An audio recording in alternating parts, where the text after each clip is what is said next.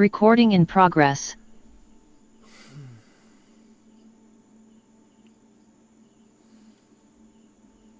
Yeah, so welcome to the space. It's really beautiful to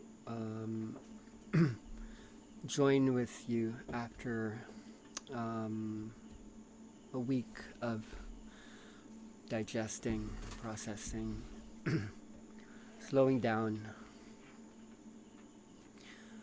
even as for sure there's just so much happening. It gives me a chance to feel into all of it, like all of you, like yeah, there's really just so much. There's always been so much happening, and here in Maya, we're constantly in a space of landing and organizing and holding ourselves. Italy will not be with us today. She's still in a reintegration process, and being within a social space prevents her from holding what for her feels like important to go through right now. Um,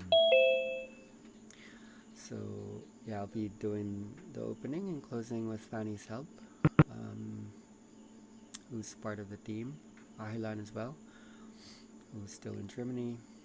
Um, the WhatsApp space is there for us to commune together so that some of our personal and interpersonal sharings and questions can be held continuously. So when we go into this our time together, normally might open with just a moment. So make sure that you guys mute yourselves when you come in. We will try to do that as well. Um, yeah. So I normally open so that we could have a focused discussion on specific areas in the inner dance journey that bear some richness and complexity. Um, I hold space primarily to help us look at what would be the questions and what would be the what are the layers of awareness that would come about if we spent a long time like in this, like what would come up if you spent, let's say, a year or 5 years or 10 years, in my case like 16 years, looking at the nature of our consciousness and reality through the eyes of this energy. So as I keep reiterating, my views are coming from what I've seen, which could be influenced by my cultural or just family, or like I'm not everyone, but at the same time, there has been a lot of effort in bringing about a global awareness of this thing, and always we are enjoined by others to be supported in providing like a global or holistic view. Your inputs are immensely valuable based on your experiences and where you're coming from. All of your contexts are incredibly valuable. So this is the space that we hold here. How do we perceive universality in this? So today we go to the body as usual, as the opening. I think because the body often holds many things that we don't see. Obviously, when we think about the mind, there are many invisible elements in the unconscious or the subconscious. That part of the iceberg that's not the tip. Um, but in a way, so it is with the body. The mind is, in many ways, a lot more visible when we conceptualize. We can navigate the um, the mind, at least through inquiry, that could just keep going deeper and deeper and deeper. When it comes to the body, there are many mechanisms that are affecting our minds and our consciousness that often remain invisible, and often we need to borrow from the sciences in order to see, like, what are these unconscious and invisible mechanisms that are affecting our thoughts, behaviors, and especially in the energy process. It's like a lot, there's so much happening. So when we reveal some of these layers, they do help in presenting possible um, codes that one can follow, guidances that can allow us to build an effective practice. Um, a lot of people are interested in this because there's a lot that we don't know. There's so much that's happening when we open things up, and there's so much that we come to know. So actually, when you're exposed to this explosive, life-changing process, there's a lot that comes to our knowing, to our cognition, to consciousness. There's a lot that comes to light, and this is quite infinite to process. Um, Even like a day, or a weekend of immersing oneself in inside the energy, it it doesn't take a day, or a week or a month to process. It often takes sometimes years, where something that you might have seen unravels or unfolds, so that um, you would see like a part years from now and say, oh, okay, I understand now that that was somehow a part of some other things that were holding many other parts that seem to keep interconnecting. Time is kind of funny that way, where space unravels within time, building fractals, building particularities that tend to hold the whole, but at the same time, like, it's like a puzzle somehow. And we can hold each piece as an entire wholeness unto itself, yet each whole is actually a part of a much larger whole. So we're building a brain that can hold this more and more. We're advancing, we're slowly progressing. um, some aren't slowly progressing. So we want to take a step back and slow down to see what actually is there. um, I want to address issues that normally come up, and I am coming into this because the questions are rising from a global space right now. Like, over the last days or weeks and months, people are partly coming from interest and opportunity and passion, but at the same time, some are coming from concern around, some of this doesn't always feel on or right. Some of this feels like um, we could also achieve balance rather than always, like, going for the intense or the extreme. So what is it about, like, this thing that happens to the body, or this thing that explodes, the thing that makes the body go into these spontaneous movements into the unknown? What are these explorations in consciousness that starts to travel into different dimensions? We've shared quite a number of playlists to all of you, and they're bringing people to places. We've been reading, listening to all sorts of things, and a lot of these things have been happening to you, whether it be in the playlist or not. There's so much practices happening around, and it's waking us up.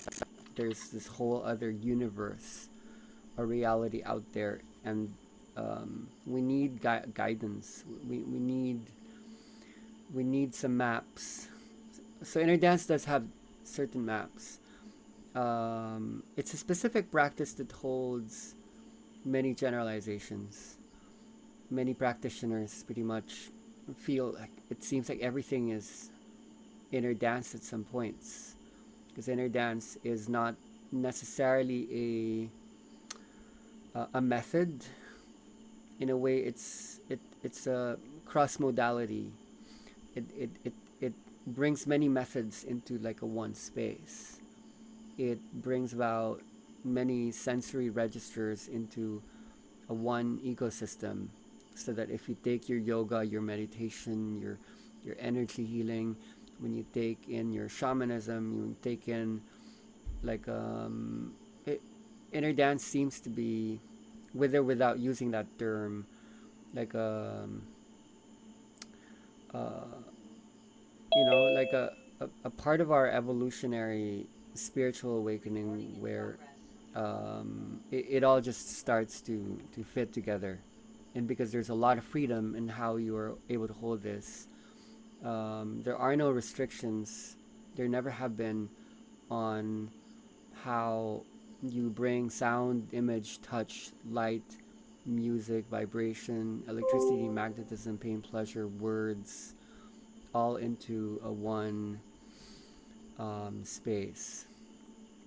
So then there are two questions for those who would practice or to gift, to bring this into service. One would be, what what elements do I have that are creative? Like, what can I play with? What is infinite in this, so that I could be allowed to be spontaneous and intuitive, bringing about what is necessary in the moment, that is unfettered and unbound, that is like a channeling, if you will. Um, and then along with that would be, what is universal? What is constant? So that no matter inf- what of the infinite possible elements I bring up, what is it that remains consistent, and from a social strata, conventional? Like, what can be shared in Africa, in Australia, in Europe, in the US, in South America, and in Asia. So when I look at a body, it's like, okay, I know what I'm looking at. Because no matter what the skin color or accent, um, it's still a universal body. It's still a body that had grown up on Earth and shares certain common parameters that transcends any culture, any personal bias. Um, so that's where I've been, or have had to be, because of the many colors of people that come into the process. So I'm not sure if I'm in Prezi. Okay, I'm gonna go into the Prezi camera. Let's see if it's on it.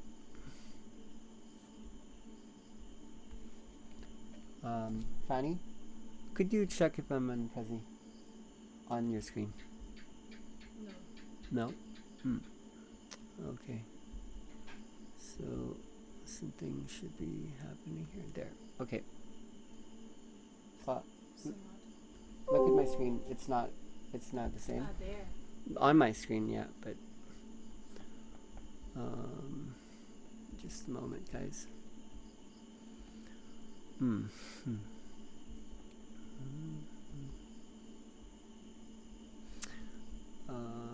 I think if this happens, I'm just gonna do a shared screen.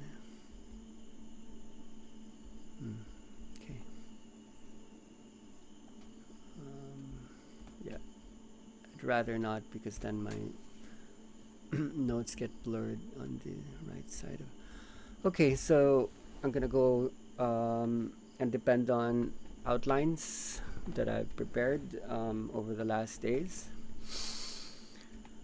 just to help organize our feelings and our thoughts around the complexity that is the inner dance. I placed this title here because when I was feeling into what could be this week, I was interested in the evolution of vibration as it passes through time and space. So for me, history itself has historicity. I don't think we'll go into this topic as much today, but it will maybe at least help to hold the essence, so that even when we go into the physiological, we can return to certain spiritual perspectives that the physicality merely represents. Okay, so let's go to the top. So this chart thinks about the four brains. There are many brain models. There's a split brain theory that talks about there being left and right hemisphere. There's the triune brain theory that thinks about there being like the cerebral mode at the top, and there's the emotional, and then there's the reptilian brain. So when you bring the 2 and 3 together, what you have is the four brain theory. Without having to go too deeply into this, I've been reflecting today on how I had conceptualized the inner dance in very simple ways in the beginning, ways that were enough for some years before I had to go into a much deeper structural complexity that helped me to first of all embody the process within myself, and then to share it more integrally or integratively. So to go to the bottom, the limbic mode. When I first started to experience these energies of transformation, when I stayed in the island as a hermit, eating coconuts alone, and then my mind and body were thrown into these impossible states of awareness. I didn't really have that many explanations over what was taking place. I just really knew everything. I just knew what I knew. Prior to that, I was in a spiritual journey. So a lot of my interpretations were through symbols, through archetypes, through my communications with the Divine Mother, with all her faces, whether it be Shakti, Kali, Kuan Yin, Mary, all of the sacred texts, the scriptures, all of them were coming up in my body, my mind, my hologram, my simulation. They were important. They were random. They were beautiful. They held stories. And then when the explosion took place, I still did not have a landing point as to, okay, what exactly is this? Okay, I know that there is this ascension taking place. I know that there's the mother flows through us all. But then what? Those are good to open a room, to hold unconditional love, but to hold, let's say, cancer patients within a transformation medicine format, or to hold psychological frames for when people go into the psyche and you never know what would go left, right, sidewards, sideways, down, in and out. Um, so the simplest explanation that is given to me, especially if some of you might be coming from South America, was just so simple. It was so simple, and I stayed with that simplicity for a while.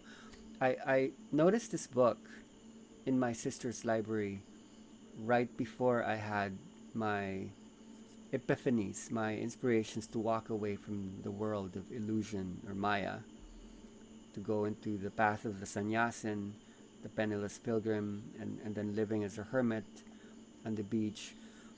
The book was called The Magical Passes, and it was by Carlos Castañeda.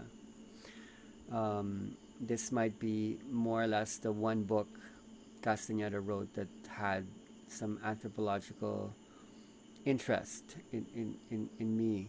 When I picked up that book, it seemed important, but I still did not have the experience to really look at the contexts that were there.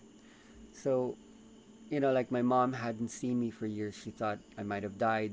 I went missing. She actually found me in the island. I shared that inner mom video to the group, so you might have met my mom. She found me in the beach, and in our reunion, I don't know why, but my sister sent this book to me, for one reason or another. And, and, and I read the book, and I was shocked. I was hit. I was extremely taken aback at the pure synchronicity that was in this book.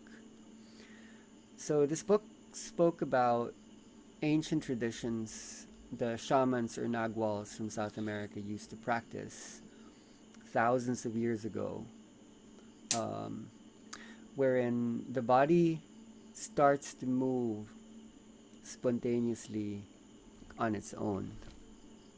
And when the body moved, it would make these electric noises, such as what my body was exhibiting at that time. My body was making all these crackling noises everywhere, and it was moving, obviously, in this inner dance state. So, in a chapter of the book, which is, I think, still within the introduction, the book states that there is a reason why the body goes into this heightened state of awareness or experience, and it's simply this: when the system of interpretation goes down, the body moves on its own, and then the electricity starts to emanate or manifest or express itself. Um, I love the book. I didn't read too much farther into it because within that book there were prescribed movements that one had to make in order to achieve what's called tensegrity, an integrity that holds the tension that brings the body into this balance. I felt the book was a little masculine energetically for what I was experiencing, but th- at at least the book gave affirmation that what I'd been going through is not mine, and it's not new.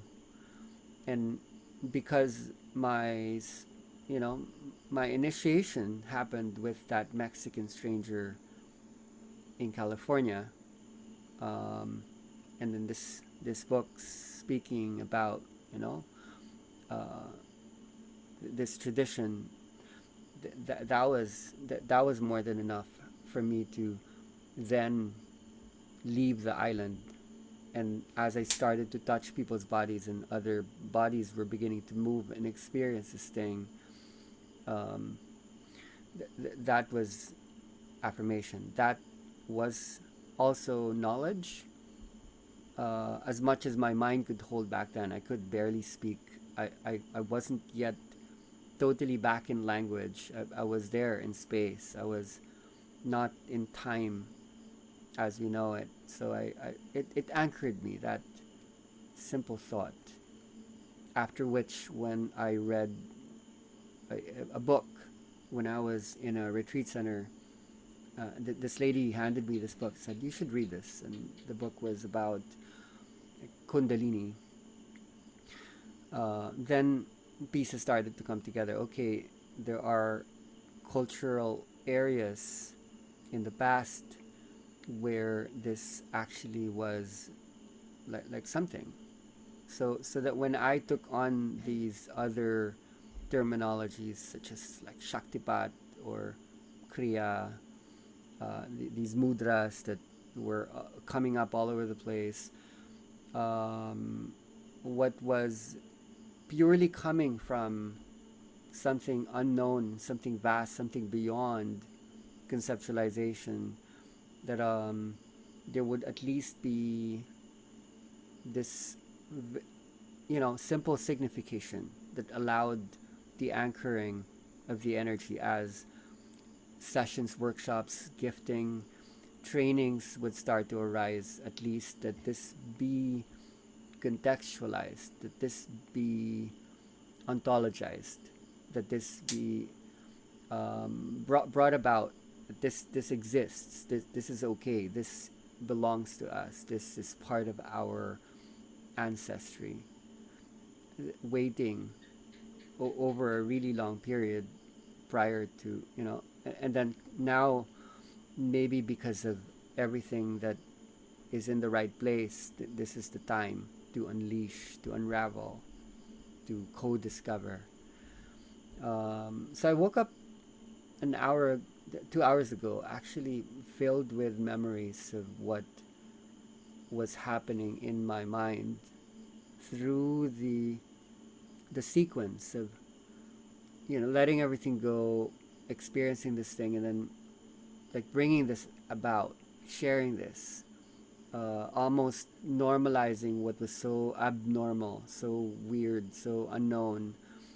Um,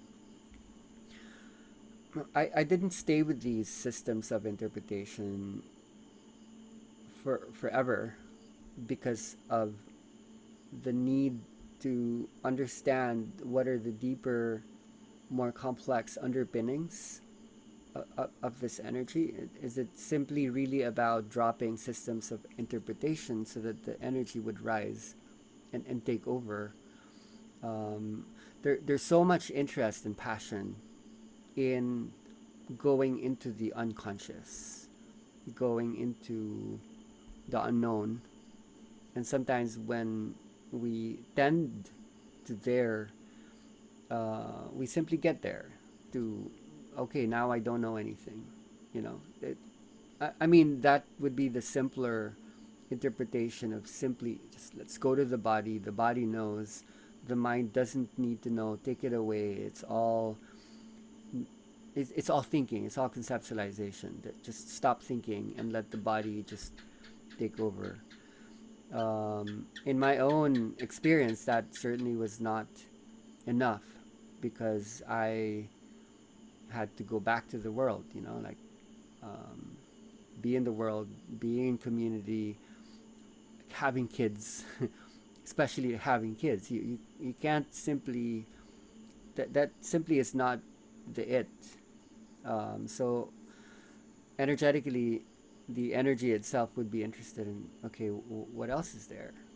Um, so I'm interested in many things that are going to branch out from this question that I'm posing now. Like, what else is there? I'm interested in not losing, even as we gain something, like consciousness. What does it mean to access the unconscious while staying awake, staying conscious? So I feel that we need to go there. We need to go to the unknown, but at the same time, I feel we need to also take in what we do know now, and for that, we take responsibility, because there is so much that we know, and sometimes it's not easy to put a lot of that knowing together, even the knowing that uh, uh, is held out there in the sciences, a lot of which are not always seen from integrative points of view, it does become interesting to see a lot of these particularities from a spiritual perspective. There still could be a cognitive science, a science in consciousness that looks at the brain, language, the mind, uh, embodied cognition, which is the whole body, which is where movement comes in. Movement as it allows us to come into experience the world. Spirituality would almost need to be actually a part of that cross conceptual mapping now taking place as we understand more and more about ourselves. You know, it can't, spirituality cannot be the alternative. It needs to be like Neo in the Matrix that jumps inside the system, that assists the awakening of the system from inside, inclusively, not separate, but something within us. Uh, so yeah.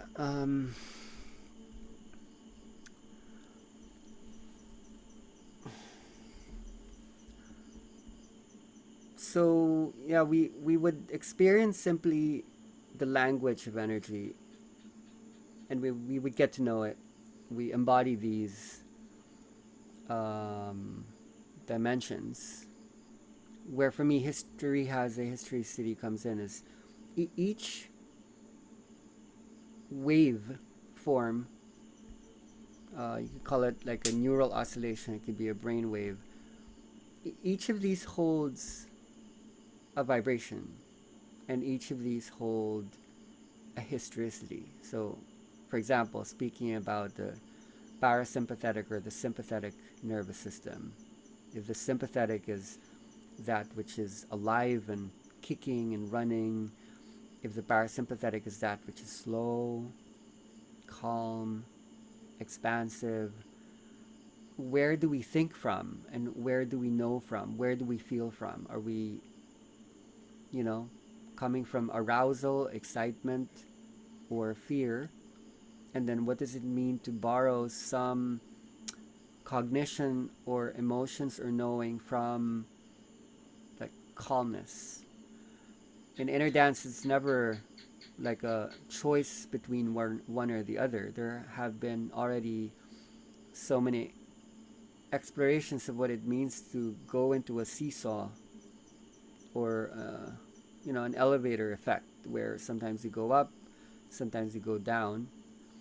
What inner dance is interested in is like the admixture, the integration of these, so that when you're thinking from fast and slow, let's say the super fast and super slow, and then everything in between, that's when like a multi historicity starts to come through, where suddenly you start having access to multiple dimensions, and you don't need to define dimensions as something esoteric or mystical. Dimensions could be, my mom has a dimension, that baby has a dimension.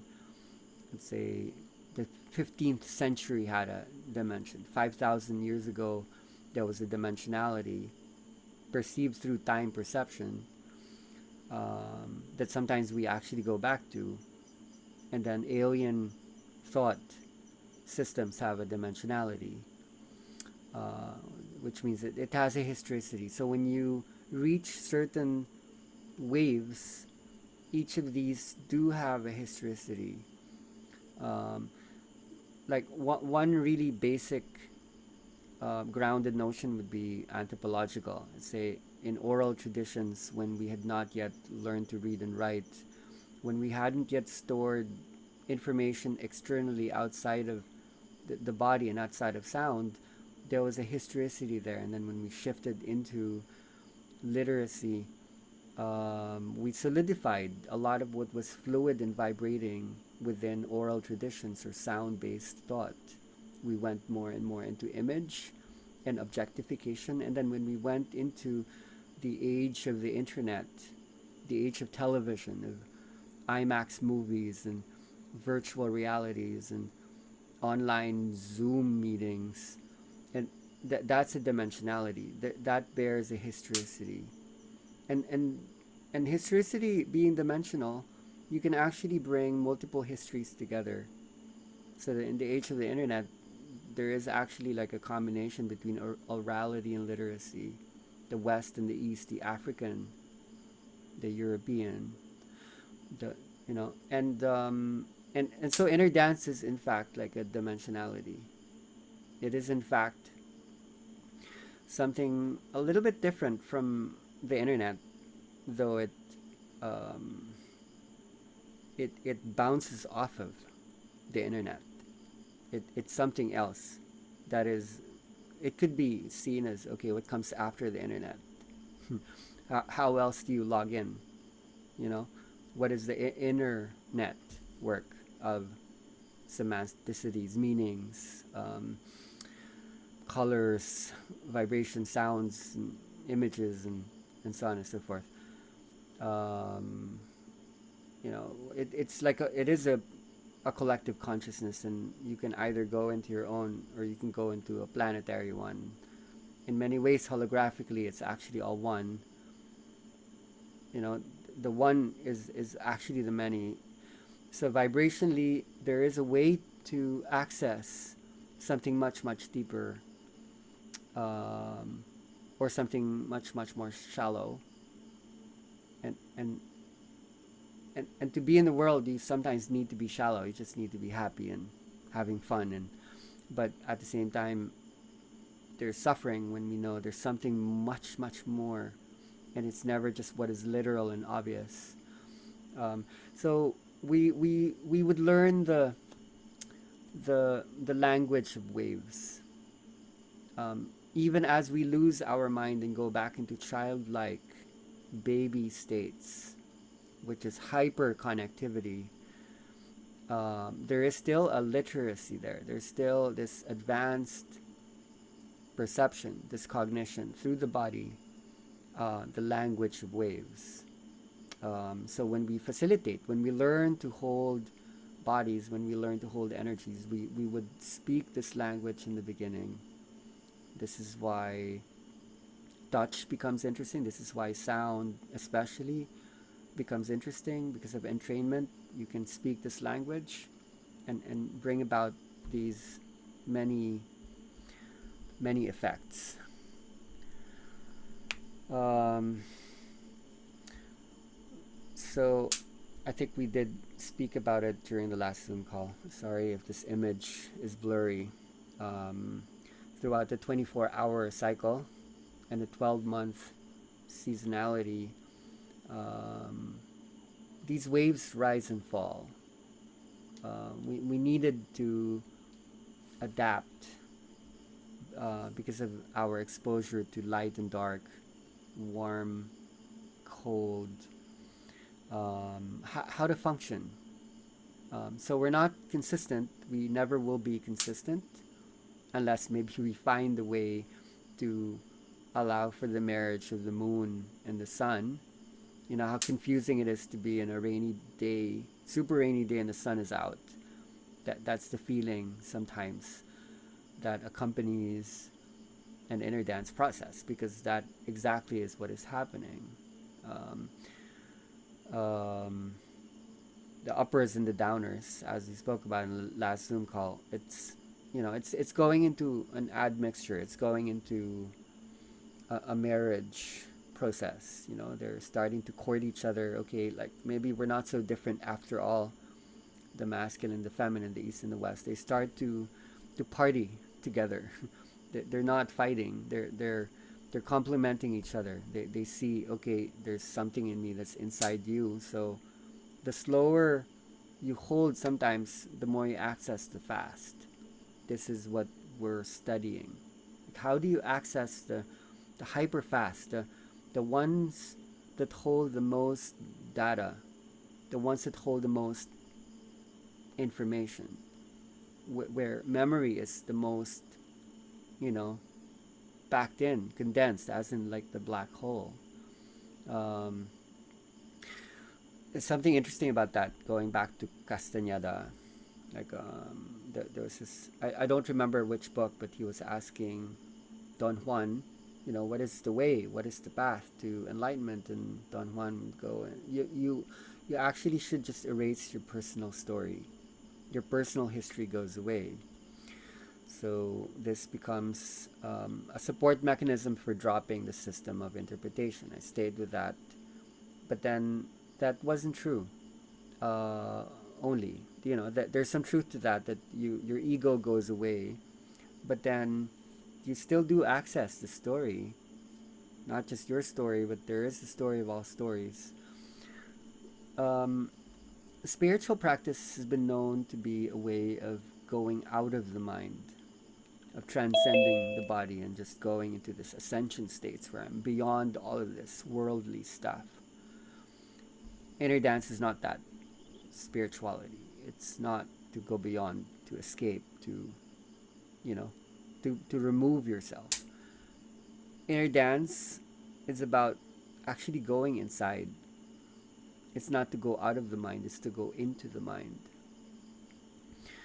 And that's what you're exploring. It's just that it's now the body mind, it's embodied cognition, and yet it's the energetic body. You explore what is inside. So instead of just erasing the history, there is a stage where you can, and you might, or you will, because of the brain state that starts to happen when all of these electric waves just go into a spreading of activation throughout all of the five lobes, and all the cortexes, where you become electrified. Yeah, you become a baby, but obviously you're not here to just be a baby.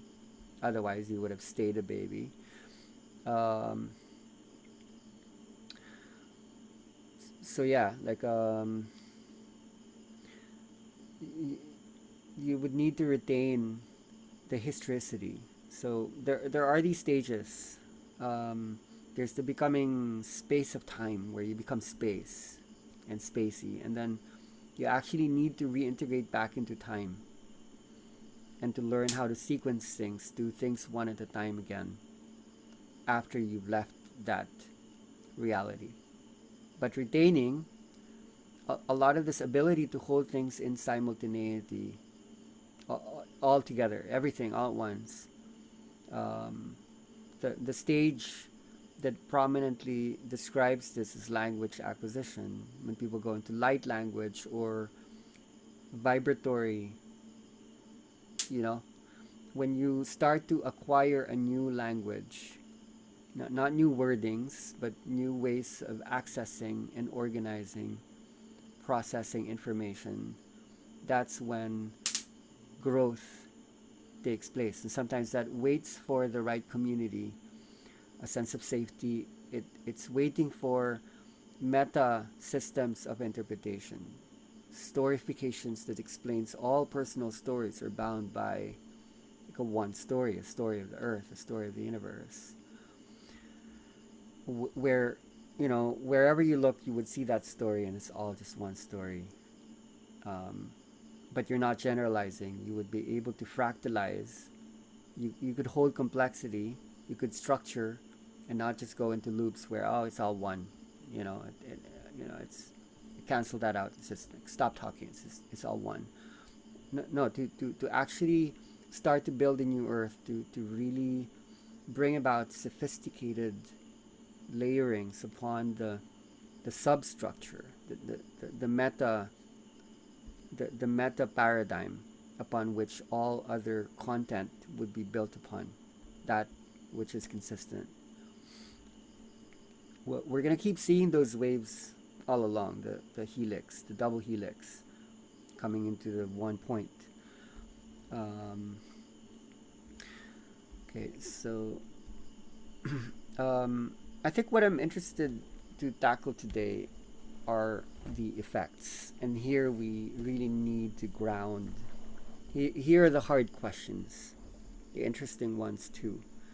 What are we doing when we activate, so-called activate, a word that's been being used a lot, activate. What happens when something rises up, goes up? you know. Um, if you're here for just the experience or the simple bringing about of that experience to others, you don't actually need so much to sit down with a lot of this. Intuitively, you can feel into how you could allow for the decompression, for the relaxation, the letting go, the trust, so that something would rise up.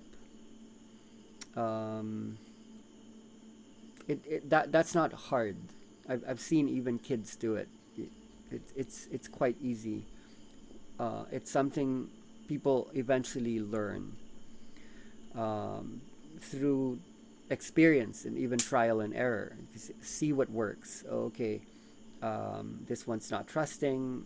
It's not going into surrender. The thing doesn't activate. This one's kind of in a magnetism. Electricity doesn't rise up. So you experiment with the different ways. This thing that's taking hold would then spread towards the other regions that bring allowance and expansion about. Um, there, there are so many opportunities there because we know healing could take place. I've seen tremendous healing take place when this something goes down and something goes up. I've seen the most ridiculous illnesses go into healing states like that. Um, like my usual example that comes to mind, because there's been so many. I need to anchor like certain examples. Is the, there was a yoga teacher who came to our old retreat center here in Palawan, and I didn't know so much about her. She just wanted to come because she heard about this from someone else, and when she came, she said, I'd like you to work with me. So she lay down, and I did the things that I sometimes do. I don't remember. I touched her. I put the music on. The energy just did its thing. So what happened was she basically stood up, and then she went into this big back bend.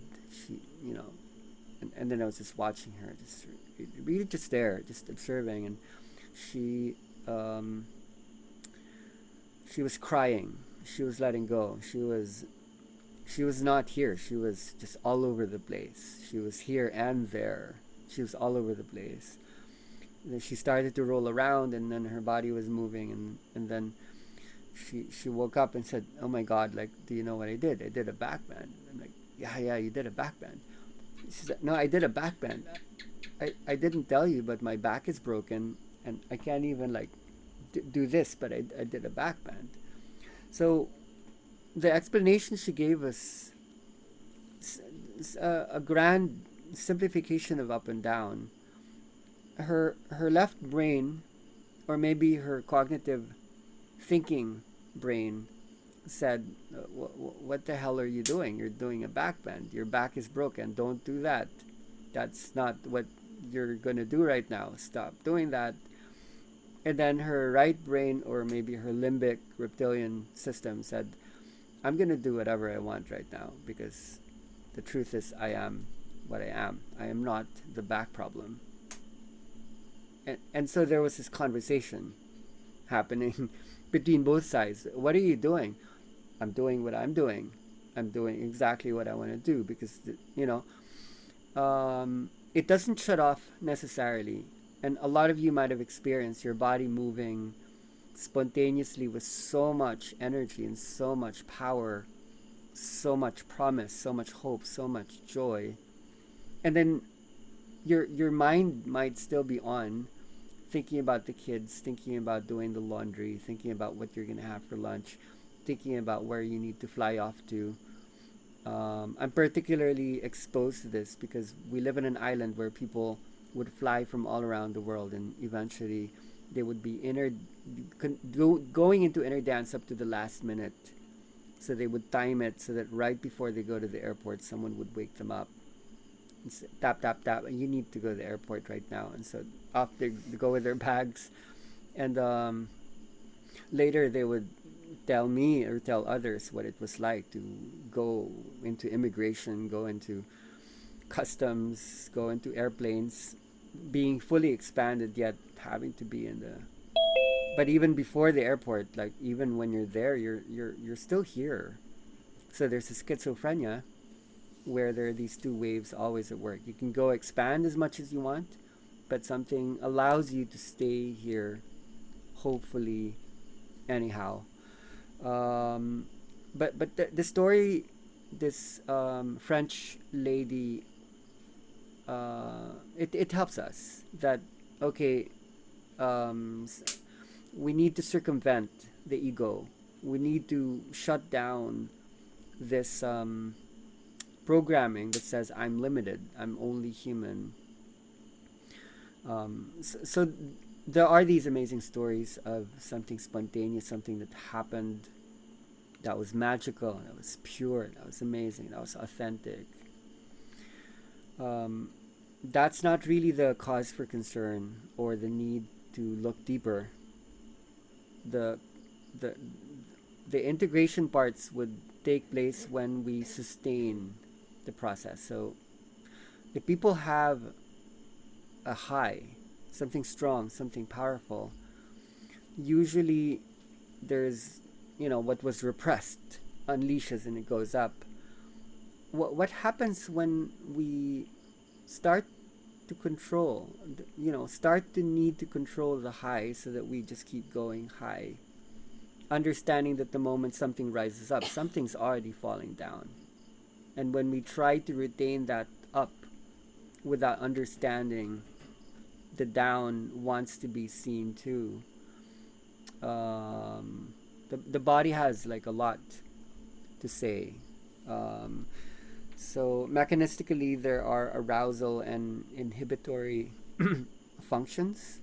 This could still be relatable to the sympathetic and parasympathetic, but at the same time, not. There's some complexity behind states of arousal and rewards and fight or flight versus inhibition, which is rest, digest, and trust. Um, there are chemistries of transformation. There are chemistries of change within us. And when you conduct this work, you will be unleashing these chemicals. You don't need to bring in drugs or plant medicines into the space when already the drugs are inside. And these drugs are mechanisms. They're still spiritual in a way because of how the body had sustained itself on Earth and the universe for this long, so that we could develop um, ways to manage ourselves, to regulate ourselves without having to think about it. That's why a lot of these elements are autonomic. You're incredibly complex. You have trillions of cells. You have hundreds of billions of neurons, and they're self-regulating. You have all these viruses in your body. They know what to do. All your organs, your glands, your muscles, they all know what to do because of deep time, through the autonomic features of the body. And these chemicals are signaling mechanisms so that when you know you're in danger, or when you know there's an opportunity, or when it's safe, you don't need to give yourselves instructions. Your eyes dart around, your ears are always open, looking for signs externally on when is it time to sit, to have some tea, to relax, to watch a movie. When is it time to take an exam, to make a marketing presentation? So somehow you need to regulate a lot of that, and you need to thank your body. So you're not reducing that okay, this is just chemistries. No. These are highly sophisticated messaging capacities your body, our bodies, the species, all organisms have developed all together, so that we could be here without needing to hire accountants and executive planners just to tell each cell in your body, okay, now do this, now do that. We do have codes, and I find neurogenesis so interesting. It's like when you're born, there's like a one cell, and I find it incredible that each cell just keeps expanding until there's hundreds of thousands, millions, billions, trillions, and each cell knows to become either like a liver cell, a heart cell, part of the brain cell, could be part of hypothalamus, part of the frontal cortex. They all know what to be because the instructions are there. I don't want to say that we're victimized, that we are a product of this programming, because I think what is being given to us as we come into consciousness is a chance to actually reprogram, recondition that which is old, rather than to repeat old programs. So, one of the chief chemicals that obviously is triggered in the inner dance process is dopamine. Dopamine, like this chemical, is much talked about. Um, uh, Especially when you go to when you use media, there's a kind of a validation loop, a dopaminergic loop. Whenever we are anticipating like something good, something that will give pleasure, something that will give us, joy, happiness. Dopamine isn't the chemical that allows for happiness or joy. It's the anticipation that this will bring me happiness.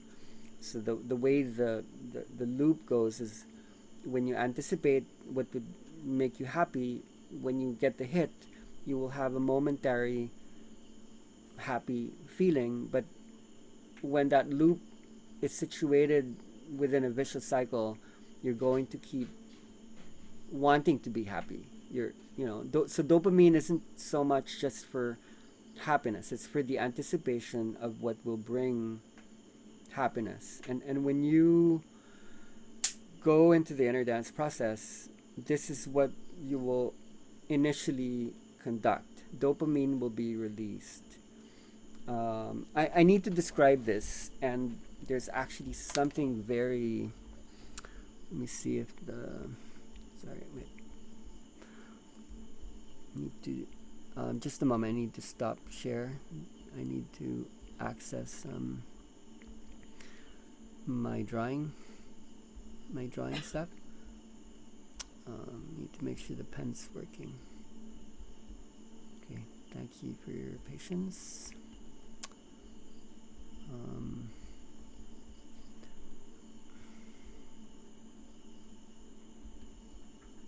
Okay, we tested this is working. It is not. Give me a moment. This is key. Oh, okay, because it's not connected.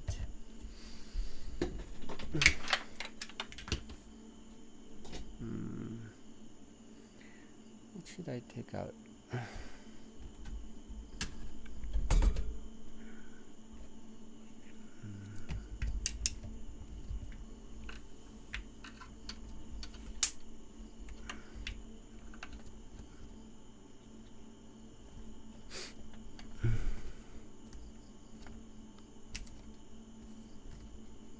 I have so many wires here. I have to organize them. It's like my brain wires. Okay, so this would be useful because it does explain why inner dance happens initially. So I can't draw the brain, but I can at least refer to certain centers. The VTA is that which sends out dopamine. That's called the ventral tegmental area. And normally it sends out this reward-seeking chemical into four receptors in the brain. First is the thinking receptor. That's called the prefrontal cortex. and then the emotional receptor would be in the amygdala. So this one allows a person to, okay, I need to focus right now, so I need to send dopamine into that part. I want to feel good right now, so I need to send dopamine to that part. And then I need to access my memory centers. So, uh, so when that happens, there's no space in the hippocampus. There's no space in my drawing tablet. I think I need to get a bigger one. So dopamine is sent out to the memory center of the brain. And then when the body moves the way it does, either weakly or strongly, that's the nucleus accumbens. So dopamine needs to be sent so that you can physically be strong enough to get you where you're going, to the place that will give reward. Now, the question is, why does inner dance happen? Okay, if this are the reward receptors within the dopaminergic cycle, how does inner dance actually break addiction? So the VTA could possibly send dopamine into a really strange, interesting, mysterious part of our nervous systems. It's somewhat near the brainstem and the basal ganglia, and it's the striatum. Let me explain what that does. The striatum would be the spiritual, um, the spiritual thing at the back of the neck. And sometimes you could feel your mind when you're laying down and no one's trying to bother you and touch you too much and press your buttons. Mind starts to expand here. Um, so here's how it functions. That is the spiritual gateway, and there aren't many ways to open up um, the connections between the brain and the brainstem. The striatum allows that opening to take place, but there are these rare conditions where that is allowed to happen. You need to shock the system when you're not anticipating something, when you didn't expect something, even though you're anticipating like this could lead to somewhere good, but I'm not wanting, I'm not needing, I'm not trying too hard, I'm not actually expecting anything at all. When that happens, that's when dopamine is rerouted from, okay, I need to feel good, or I need to remember, or I need to plan things out, or I need to move my body in an expected way. When a shock, when a transition, when a contrast takes place, where something unlikely happens after something likely was happening, that's when addiction receptors are not receiving dopamine, and that's something that's happening in the inner dance. So one of the main and basic techniques facilitation entails is the ability to create the transition. It's the ability to it's okay. I can always write that down for you guys if you wanted to see it later. But it's to create the switch. If it's the sympathetic nervous system that needs to go down, and the parasympathetic nervous system allows the faster possible energies to be channeled through gamma states within parasympathetic. There needs to be a possible middle point, and normally in the healing situation, or within the journey, I call that the switch.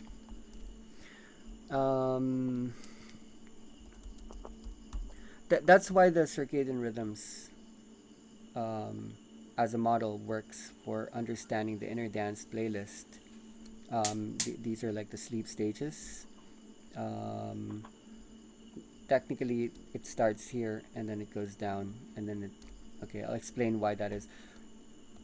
it's confusing the way I'm explaining it right now, but N1, N2, N3, and then REM stage. When you're trying to conduct a process, people are normally, let's say, awake. They're up.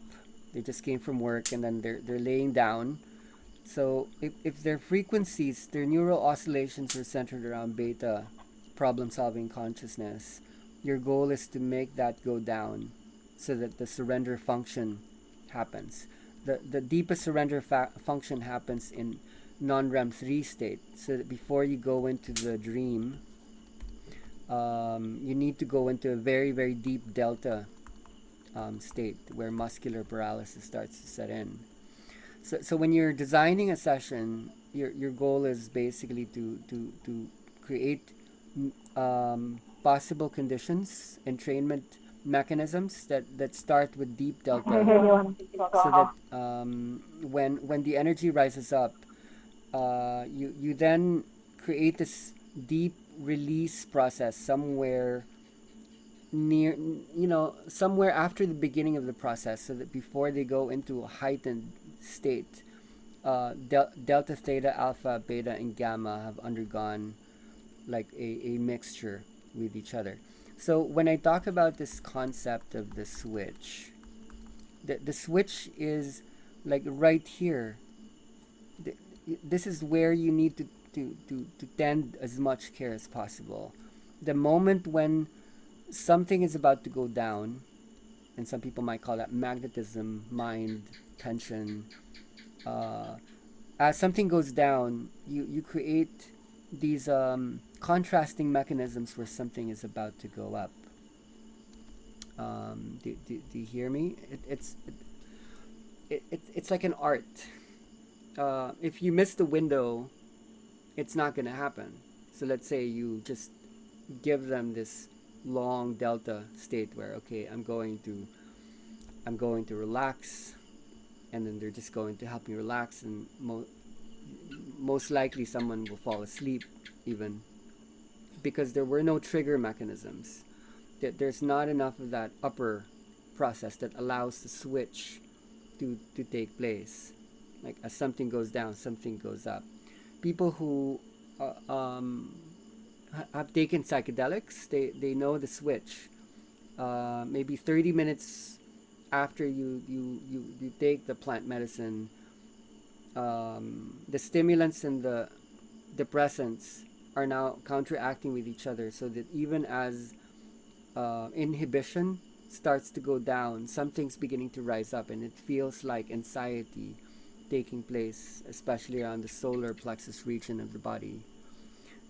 It's the same mechanism within inner dance, where the downers or the depressants, acetylcholine, serotonin, the things that slow down starts to be released, that, and at the same time you're co-activating it with the uppers, like the stimulants, adrenaline, norepinephrine, dopamine starts to get activated, and the simultaneous co-activation of that brings about this, sudden burst, this surge in the body. So that's one initial mechanism to study on why and how the initial opening starts to come up. Why does it even happen, like, at all? It's relatable to the breaking down of the dopaminergic addiction cycle, when you created these possible moments of non-expectation and non-anticipation, because dopamine works with anticipation. Let me demonstrate that musically. So I would need to do I'd need to do a test to see if this would work. Okay, I think I put up DJ Pro. In the beginning, we weren't really using these DJ applications. I'm just gonna put it up because I can line up the tracks a lot more easily. So usually in the beginning, we could I would put in something really slow. Fanny, does sound come out? All right. Okay, so something slow would start things out, which would be this part of the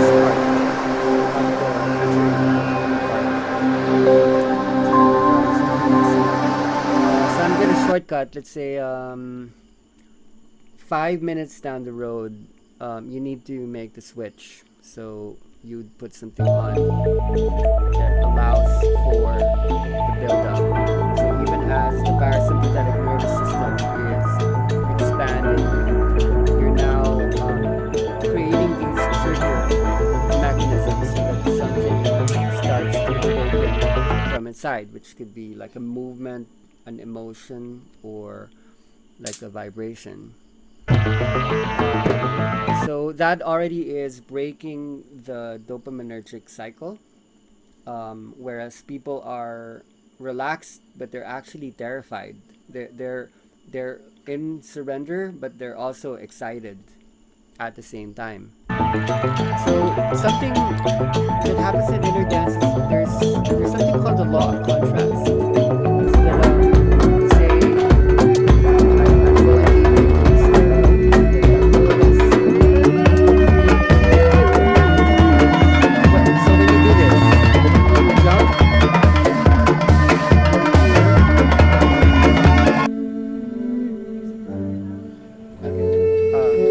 so when you jump from fast and loud to soft and slow, sorry, Fanny said it's loud. Just adjust your volume when that happens. What you would notice is when you jump from that to that, there's actually a lot more effects that come about when that is happening. And the reason for that is release could take place after a lot of activity had been happening. So here's like a non-obvious example. That would carry me away. This is emotional. And then you could put on something that might be the opposite of that. This is sad. And I hate the rhythm in the reverse. What you're doing here is you're putting together things that don't belong together. Normally, when you listen to a happy song, there is not sadness within that space. And the happiest moments normally come about within the journey after the saddest had taken place. This is maybe a more psychological understanding of how the dopaminergic system. Let's go back to Prezi. The dopaminergic system is rerouted in the process. That we can field your questions later on around this. But basically, when there is an anticipation, a want, a desire, an expectation of some sort, already what your brain would do is to send out the pleasure-seeking, pain-avoidant mechanisms that keeps it in a kind of loop. And so when you break that loop, that is when the inner dance happens. Okay, so that's dopamine.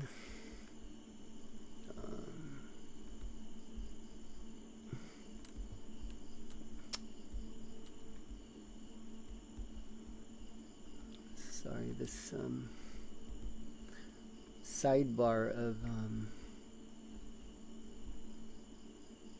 Zoom is just here in a place that's blocking the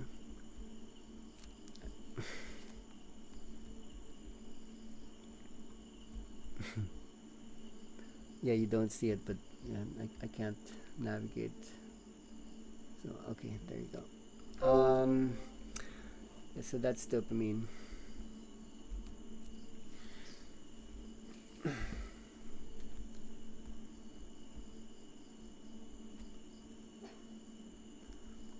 And when you do go through these experiences, these surges, and we will talk more in the next weeks about what's happening across the body and in the brain when the surges are happening. Uh, the catecholamines also surge. Dopamine is just one of them. So then there's epinephrine and norepinephrine, which is adrenaline. So when facilitators go to the body, especially around the solar plexus and sometimes in the heart region, this is what we're trying to bring up, the release of almost like this meth in the body, the uppers, the stimulants, the, like dopamine basically, and epinephrine and norepinephrine. So that's cause for concern when a process becomes centered around just making that happen all the time. That's the question I want to put in the table. Understanding how this works, and then opening ourselves up to the possible paradoxes and ironies there.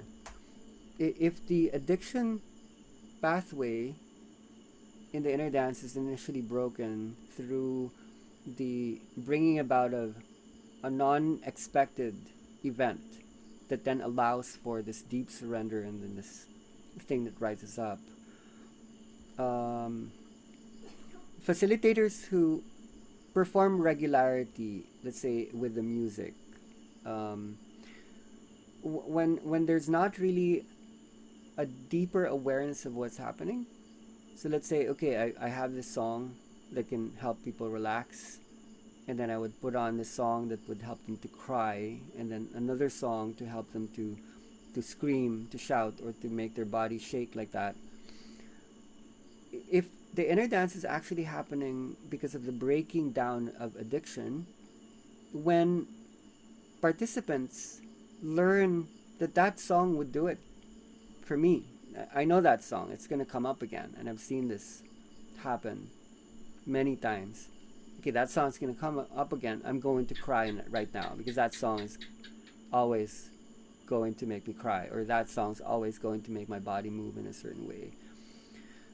That's the irony there. You're actually training the body to go back into an addiction loop within the very mechanism that's supposed to break that very loop, which will create a much bigger addiction on top of the old addiction that you just broke. That's the rub. That's the thing that needs to be looked at right now. That's what oversimplification using certain terms, spiritual terms, might bring about without a deeper understanding of what is happening. Primarily, these are the things that we share in the course that are important for those who aren't just intent on this activating the thing. So the more you activate, then you actually bring about the old dopaminergic cycle. Yeah. So that's when we look at, yeah, especially adrenaline and noradrenaline as a case in point, because when you do look at Kundalini as a main central function, and then you keep going into the solar plexus, the endocrine gland associated with the yellow chakra is the adrenals. And when do you send that out, that chemical out? It's normally when you're in danger. It's normally when you're in fight or flight. It does bring about these immense feelings of power when you release that. But because most of these catecholamines are intrinsically linked together, the power cycle is very much still interrelatable to the addiction cycle, which is where motivations and desires and needs and wants come from.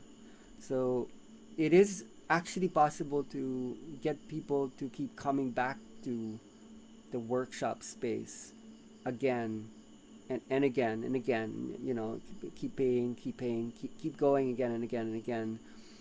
um, the homeostatic imbalancing happens when a tolerance level builds up. This I think requires a drawing. I don't know if I've covered this already, but it goes with what we're speaking about now. When you experience a high, your body will enact the low, so that when you're sending out a lot of epinephrine to create the upper um, sensations, your body will have to send out the opposite chemicals in order to keep you from going too high, so that so that you don't have a heart attack. So every time you keep doing that more and more and more, your body will then work with its own expectations. So let's say with drug users, for example, when cocaine or meth or even coffee drinkers would keep drinking that coffee and taking that, snorting that cocaine into their bloodstream to protect the body. It would have to self-induce in itself like a depressant. So when it keeps doing that, and you keep, let's say, taking in what would bring about the high, what the body would build is called tolerance. So that every time you do it, if you're not getting the high anymore, as much of the high, it's actually because of homeostasis. The body wants to maintain you in balance. So a vicious loop starts to happen there if you try to keep getting your dopamine hits and your epinephrine hits, and your body just wants to say no, you need to stay grounded, you need to you get the picture. That's when an addiction starts to happen. With drug users, that's where a what do you call this? That's where a what do you call that when they take too much drugs? That's how an overdose happens. Usually when the drug user takes too much of a drug, and then the body doesn't have enough time to expect the change, the behavioral change the drug user does. So let's say you keep taking the same drug at a certain time. When you change the time that you took it, if the body didn't have the homeostatic reflex to protect you from going too high, then a drug overdose could happen. I'm not sure if you could actually get an overdose in a healing process, but nonetheless, tolerance would build the addiction pathways when there is this constant wanting to practice a certain way that's bringing about, coming from the high or the up. So I have two main points. They're my concerns, and I want to share these with you so that they could be interesting for you too. Dopamine is counterintuitive to two systems in the body, so that when we are within that dopaminergic loop, this vicious like feedback loop, let's say comparing it to the social media validation loop. Even the founders of a lot of these social media companies, they admitted that they designed especially like the like button to keep people within this addiction of like affirmation, validation. I'm a good person, everyone loves me. um, they understand dopamine. They know how dopamine works. This is something they've admitted. Um, when you're in that loop, there are two possible effects that happen, and one of the reasons why we share these really strange different playlists with you is they're designed to circumvent or counteract these two adverse effects the dopamine hit will conduct so that these may not happen. So let me state them, or maybe let me go to the slide um, that looks at these. It's good to be visual. Serotonin could be one. When you look at the red, sorry about the blurry picture, that is the dopamine cycle, and then the blue is the serotonin cycle. So, dopamine holds pleasure. It creates this anticipation or wanting of pleasure, creates motivation to have a pleasurable experience. Serotonin brings about happiness, and there's a big difference between pleasure and happiness. When you look at the dopamine cycle, dopamine receptors are very few. There's only 5. When you look at the serotonin cycle, which is the bluish one, there's 14 receptors. Here's the difference. Dopamine is addictive. It's short term. After you get it, you'll want it again soon. It inspires like taking, and it's consumptive. You're never really okay. You don't actually stop. You don't just okay. I'm okay now. I'm good, and you feel it in your body. Serotonin is on the other side not addictive. Happiness is long term, and it inspires gifting. You know, there's generosity that emanates from those who are simply happy. Then it brings about this feeling where, okay, it's enough. I don't really need much anymore right now. I'm good, and it's felt above the neck. So you would know if you are wanting, needing, like desiring, consuming, and you know when, okay, something slowed down. I'm good. I'm happy. I'm not exactly like needing much anymore. So the thing with dopamine is when the dopaminergic cycle is happening, serotonin cycle is not always at work. They are competing with each other. My other concern has to do with the glutamate GABA cycle, the glutamatergic cycle. It's hard to read this. Sorry, this is anxiety, insomnia, reduced brain neuroplasticity, increased pain sensitivity. So when you have too much glutamate in your system, you're receiving too much excitatory impulses. GABA is inhibitory and anxiolytic. It improves sleep, reduced inflammation, reduced pain sensitivity. It is possible to have too much GABA in the system as well. So the GABA glutamate balance is interesting. And one of the main functions GABA glutamate holds in the body is like thinking, learning, knowledge, memory, wisdom. So let me put this back to the so that like I'm here with you. When you're too much in the dopamine hit cycle, thinking would stop.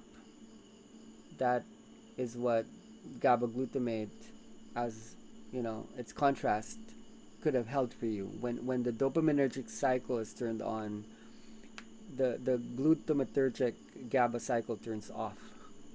It's inhibited. That's what addiction would do. Your thinking would stop. Literally, you would just go into the unconscious, and you wouldn't be able to build. You wouldn't be able to go into the stages of development that and entails growth. It's good that you're becoming like a baby, but there are these other functions that need to come up that allows you to mature, to grow up. And yeah, and the serotonin level, it's hard to be happy when you're seeking pleasure. It's hard to find happiness when you're constantly seeking for pleasure. So those are, yeah, those are interesting to understand both of these. So I don't want to spoil the party. I'm giving you backdrops on responsible practicing of this. In truth, these don't have to be the case. The scenarios that I presented, where there needs to be contrast and there needs to be this perpetual battle between light and dark and good and evil. The very mechanism that allows this energy to work is the co-activation of arousal and inhibition, and there is a self-protective element in that, so that when you're veering too much into like one thing and then the other thing is left out, either the thing doesn't work as much, and even if it does, your body would tell you like, no, there's something that's not exactly like balancing, or leading me to like satiation or fulfillment. So most of the time you're actually in a safe, trustworthy directionality, but there are definitely exciting, opportunistic methods that you could discover. Music would be what we would offer you mostly in this journey together that we have, which is just 3 months. We can keep sharing together beyond just this inner intensive.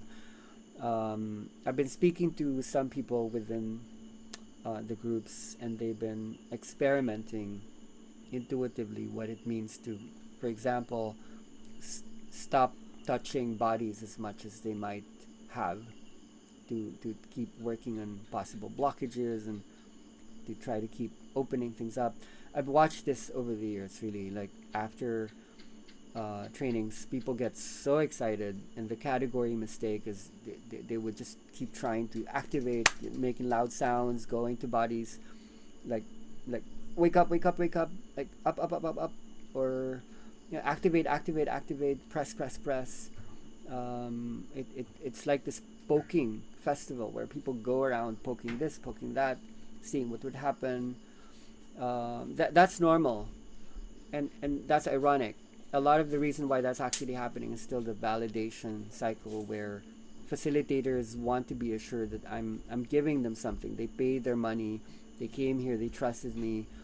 I want to give back as much as I can, and later on, there would be this realization and this insight that actually the less I do, the more possibly happens. So I'm not canceling out the basic tenets, or the basic elements of this modality are good. They are really meant to help people. It's just that when we go a little bit excited over into one side of things, because we can see visibly that something seems to be happening, all you have to do is really look at it in the medium term and ask people, is there really something happening? What has changed? What is transformation? Are you good? Are you good right now already? To really have good effects means that the thing is working. So today, these are introductions to go to a greater bottom of this thing, to establish a wider base. We would need to study, okay, once you release dopamine and acetylcholine, serotonin and GABA, glutamate and oxytocin and cortisol, and as you come into a complete being that's not witnessing a dualistic seesawing up and down, or reprogram into becoming like a whole integrated being that doesn't make distinctions between high and low, good or bad. Like what next? We would need to study, and we can't go into that today. Okay, when dopamine and all those other neurotransmitters and hormones start to get released, what is the spread? How does the electricity spread through the different regions? And there are five. There's not two, and then there's not two. It's not those four quadrants only that I showed you based on Ned Herman's model. It's more. Um, you might get interested in this because that's what you're affecting. This is what you are facilitating. When you hold, when you influence, you are rerouting not just chemicals. The chemicals are signals for electricity to arise and then to spread. We would need better, more complex structural terms for this. And then we would go into the spiritual experience. What do these mean?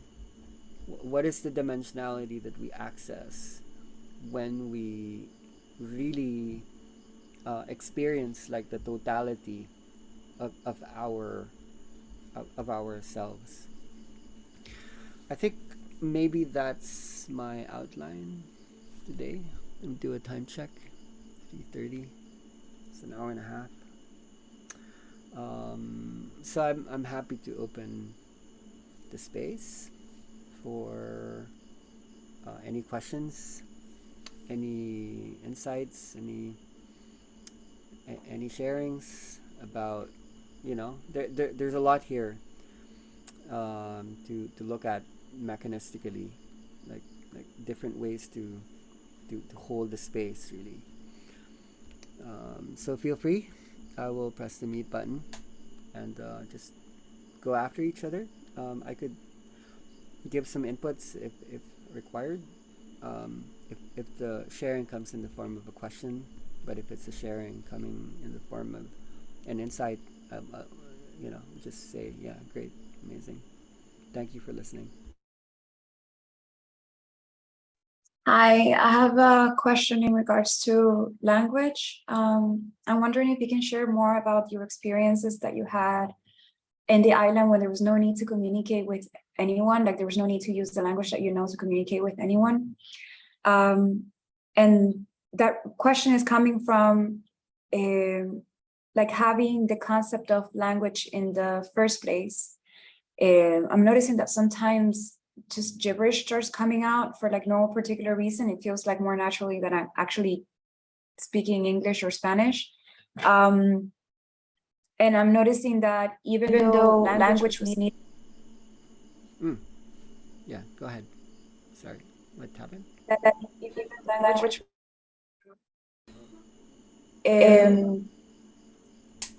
consolidate concepts. I don't know. What would happen? Yeah, this is actually genuinely one of the best questions there is, Mari. It's an amazing question. When people experience light language, they're often experiencing it either as a cause or effect. In the inner dance journeys, light language has come up since the beginning. Another possibility is that people lose speaking at all, like they can't speak, like literally. And that's a question or a sharing about dimensionality. So yeah, on my part, I wasn't talking to people, and something happened to my brain. Something happened to my mind, and what I would put forward is the thing that happened in the language in my brain was actually cause, where inner dance would be the effect. I don't know if any of you follow me, where some people would go into an energy journey and then they would experience light language. For me, I destroyed the language parts of my brain, so then inner dance would come about as a physical experience. So what does that maybe look like. Let me try to make some drawings here. So this is the brain, and then in the left, you would have language. The language centers in the brain are being coordinated by, let's say, the Broca's area is responsible for language production, and Wernicke's area, it's a different spelling, is responsible for language comprehension. Um, to go into light language is to affect language production. So it's not the whole thing. When you make the gibberish noises, it means that basically there's a lot of electricity passing through. Normally the corpus callosum is the line separating the two, but that invariably sends a lot of electricity towards the Broca's area, which is in the frontal lobe. Um, a lot of our control mechanisms are being held by the frontal lobe, meaning we're controlling our movements, our thoughts, our behaviors through that part. So language actually controls us and our world. It controls others. It's manipulative. So there's a huge gift in washing a lot of the patterns that are kind of stuck in those regions. So that's the consequence. When you have so much electricity passing through this whole thing, the thing gets washed. So there's this interesting story. When I was in the beach, um, I found this old Scrabble set. You know Scrabble, right? The game where you have these 7 tiles and you try to make words out of the tiles to see what desired score. I taught myself how to play solitaire Scrabble because there was no one to play with. And it drove me divinely insane because I got obsessed with it. And so when I started to look around me, I would look at like an image, and I would translate that as a word inside my head, and I would start to jumble the words. So based on how language theory works,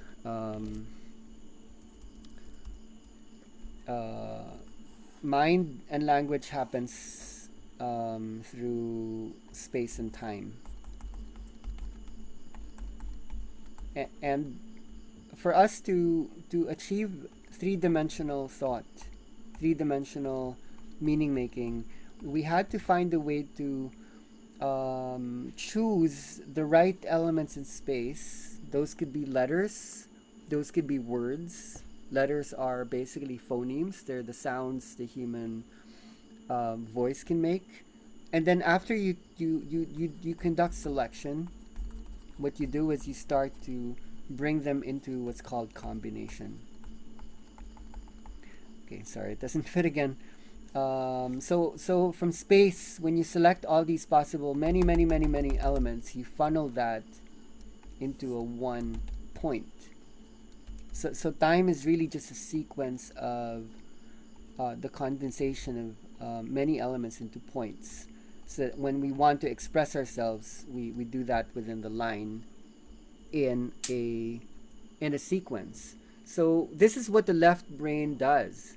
The left brain sequentializes what in the right brain is like a wash that is like simultaneous or all at once. This is like one at a time. So when you go into the light language event, it means that meanings are now like happening all at the same time. So it doesn't mean that nothing's happening and it like there's no meaning in the situation. It actually means that you're holding multiple meanings in it's not it doesn't mean you're blanking out. It doesn't mean you're becoming crazy. The fact that babies utter the 800 phonemes that make up every single human language means baby talk is not stupid talk. It's universal talk. And then when we learn our language, our accents, our nuances, we're actually limiting, and that's why we have to prune away almost half of the brain cells that were available in the baby. When the baby goes into the language acquisition device, which happens around 2 to 3 to 4 years old, you need to get rid of the unnecessary connections that were there that allowed you to experience the infinite. So the basic explanation is when you do baby talk, it's because you have baby brain, which isn't simple brain, it's complex brain. It's diverse brain. Um, so after that, then people need to go into stages of development similar to what the baby or toddler had to go into, so that you can land yourself back into sequential speaking using words. You're highly articulate, Mariella, anyway, but it is amazing that you're saying you're going into this other region inside you, because that's how you actually, in a spiritual event, reform a personality. Language is a reformation of persona or psyche, and it hasn't really been explained so well in non-spiritual terms in the past, but in fact there are ways to understand aphasia, and when people experience strokes or when people undergo certain disorders, they lose their language, and yet they are in fact having spiritual experiences. I met such a woman just a couple of days ago. She had a stroke, and when I interviewed her, did you go through it? She said yes, but I had no one to talk about it. No, they just give me this medicine, and that's it. So this is something we will go into the next weeks deeply, actually, just to understand what are those dimensions that are held within light language. So maybe even when that's happening, don't get stuck with just the production of the sound. Take a step back and relax, and you would notice you're actually in a place already. If you just simply move into where are you now, not just in the expression of this thing, you're actually able to possibly explore that that place. The interesting part is that am I doing that? Okay, well, how do I try that? It's okay. Yeah. Is that happening outside the event? Whenever I do the session, it takes about 45 minutes. Checking, losing, and then just coming back. Um, the gibberish is just the hands moving and all. Yes, we know there's an echo. I don't know how to do it. It's because it's happening outside of the inner dance aspect. Is like, or the inner dance session, like things are happening throughout the day. The session, I just go to sleep. Well, this is definitely not just a product of the inner dance. You've been working on your, let's say, your body, your mind, your brain, your spirit, blasting it into outer inner space way before you met this energy. And so I would say, see this as an integration, just trust it. And what we name it as is a stage. It's a stage. In many cultures, you would get in trouble when this happens to you, but in some cultures, this is sacred. So I think you want to keep yourself safe when these tendencies arise, and normally you would find mechanisms to let it happen. I do know certain people who are, let's say, doing marketing presentations, and that starts to come out, and the boss is just like looking, okay, or they'd be with their partner, and it starts to happen. But normally, when your eyes are open and when you are just there, the subconscious knows when is it the time. So if it's allowing you to experience these in normal spaces, it's either because when it's safe, or your subconscious is really pushing you to cross certain boundaries, because you might feel like this doesn't hold something as big as what it could be. but I think it's already good that we're talking about this and we're bringing about an understanding of these really interesting things, almost demystifying some of these as well, so that we could um, bring about um, possible, you know, um, navigations. At the same time, we're usually channeling our audience so that something you go through will be similar to what people will be going through you. So if you're not experiencing this, you won't build an empathy um, for those situations, you know, because this is coming more and more. This used to be more rare, but I have been getting so many emails over the years where people would say, I didn't really attend any of these workshops that are so popular now. I was in bed, I wake up, my body's moving, or I'm having coffee and I start making these sounds with my system. I do notice that certain facilitators have this tendency to bring out certain manifestations. So, like Floor and Maya, when she holds her inner dance, with or without her influencing people, they go into light language. So there is something interesting in that. I think that certain openings are more dominant in certain folks. Explore your gifts. It really resonates a lot what you say. Sorry, let me change them. It's okay. Like it's coming. It's it's okay here anyway. I don't know. Okay. Mm. That it resonates a lot what you're saying in terms of the needing to translate, because that is one of the things that is moving through my understanding, which is how to explain it, how to bring it to the community in a way that it's, I mean, this is not very logical in the way that we know, but in a way that it's the common language, rather than, you know, just saying that the Kundalini and the Chaktik are coming together. Like that doesn't resonate for me. So it's Also, it needs to be said that there are mechanisms, and we'll be studying these, that make not make sure, but brings about more balance so that these tendencies won't happen as much. But that we need to take slow. I find your question really relevant. Thank you so much for verbalizing. Okay, who else has their hands raised? Yella. Hi. I'm not really sure what my question actually is, but I have this friend and she's going through a lot of physical pain in her womb, and it's been 3 months that she's been going to doctors, going to like the crisis unit in hospitals and everything, but they can't seem to find what it is, and it's been driving her towards this place of being really suicidal.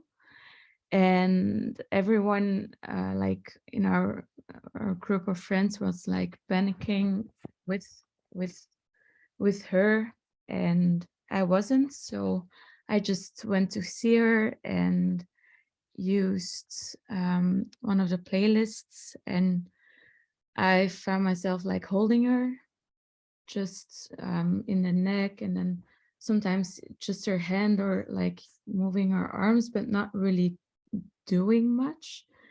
And there were moments she was really going through the, like screaming out of pain and everything. And then afterwards, she felt that there was more rest and she wasn't that in that much pain anymore.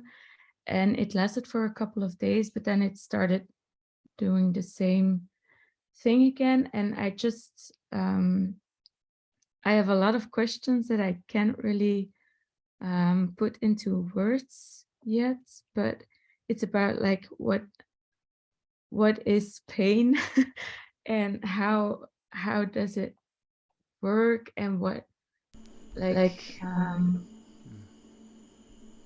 Mm.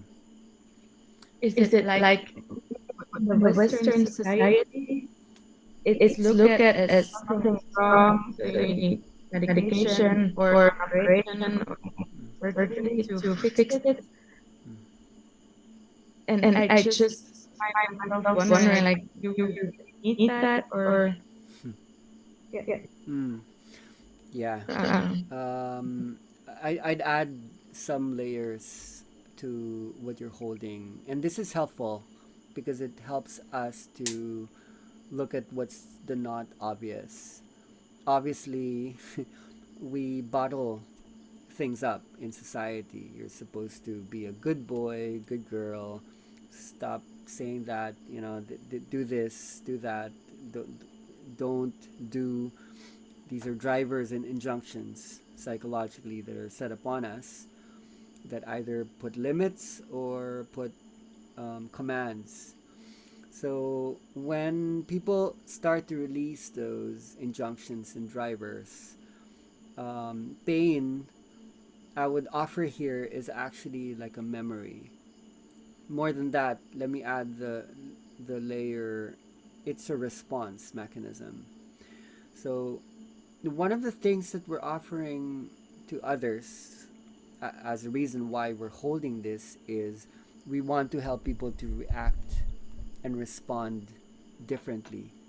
So from the story that you shared, here was a lady who was used to responding either in like resistance, and then there's a lot of anger that has been held back there. Something has not been allowed to express itself.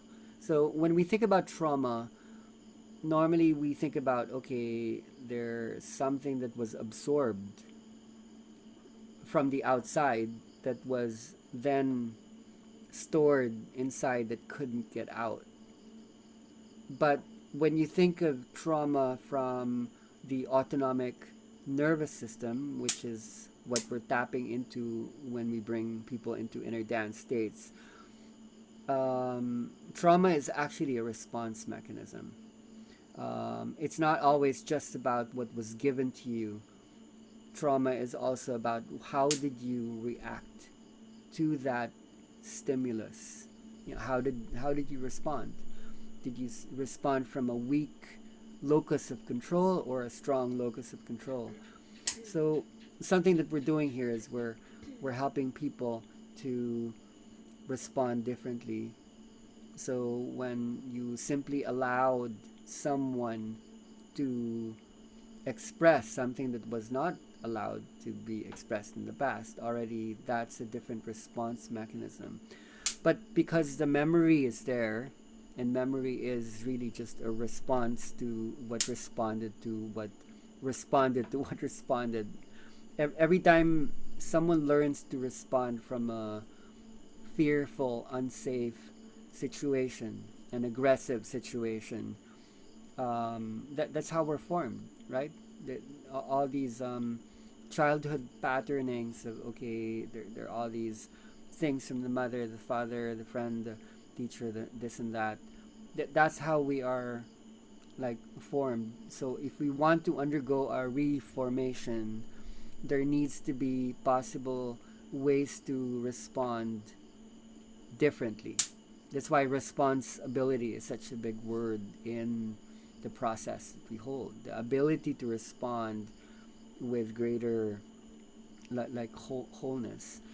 But like what I was saying in this latter statement is because the conditionings are old, there has to be numerous, maybe communal, maybe different long-term support mechanisms so people can respond with more courage, forgiveness. So when you're in that situation, when that's happening, literally you become what they're talking to. And when you act out of compassion, kindness, empathy, unconditional love, even as they're expressing from anger, resistance, a change already is happening because something in them switches. Like, oh, okay, like I did that and it was okay. I'm still here. I exploded. I screamed. I cried. and it was actually okay. So when they're allowed to go into that more and more, that eventually would lead to other response mechanisms that aren't so much coming from like a repression. So this is interesting. I want to see if Ahlan and Fanny might have had ideas to this. Um, it's yeah. There's a lot of directions this might go to.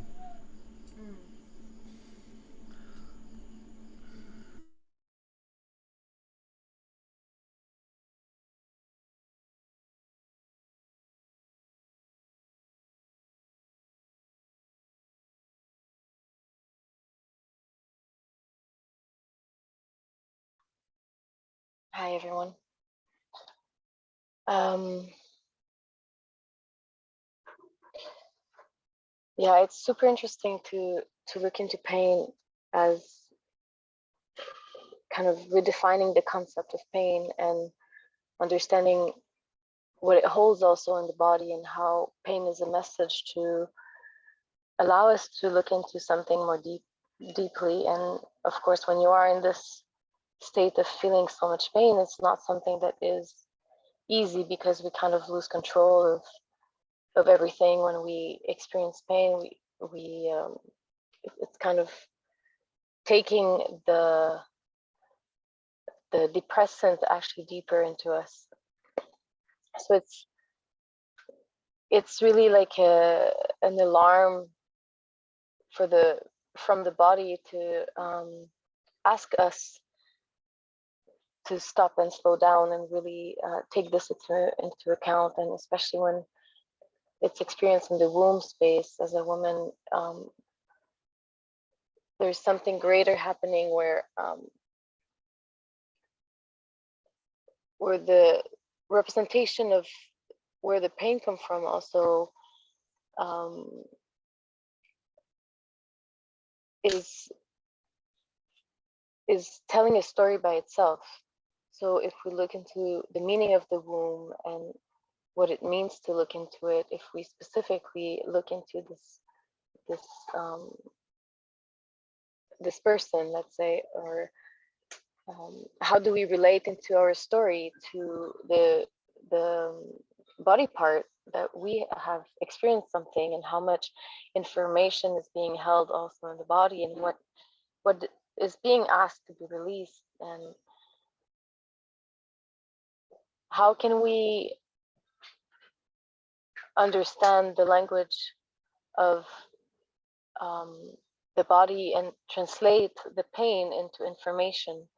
What does it mean to come into an understanding of this language that the body is trying to tell us, and to really allow a deep listening when it happens. And there's a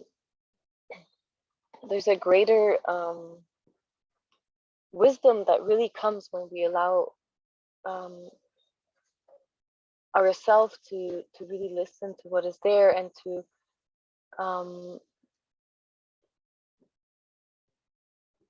look into what is being stored and what is the memory there, and without necessarily looking into the story itself, because the story at some point doesn't really matter. It's more about what is being held there, and what wants to be held differently, actually, and what is resonating within that moment or that space. And we have a tendency to go into the pain avoidance cycle, not to experience what is happening, and to really avoid actually the language of the body, and to really avoid what is being present. And so when this is happening, there is a disuse, and there is like underlying theme that is being present, that keeps on being there, and doesn't allow us to actually move through what needs to move in the body, what needs to come up, what needs to be deconstructed. and be realized.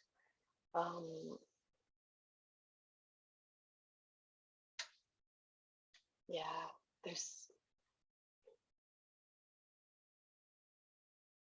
it's interesting to look into the chemical reactions, also related to the pain avoidance cycle, where we are actually looking more and more to have the hit, the dopamine hit, like Pai was sharing before.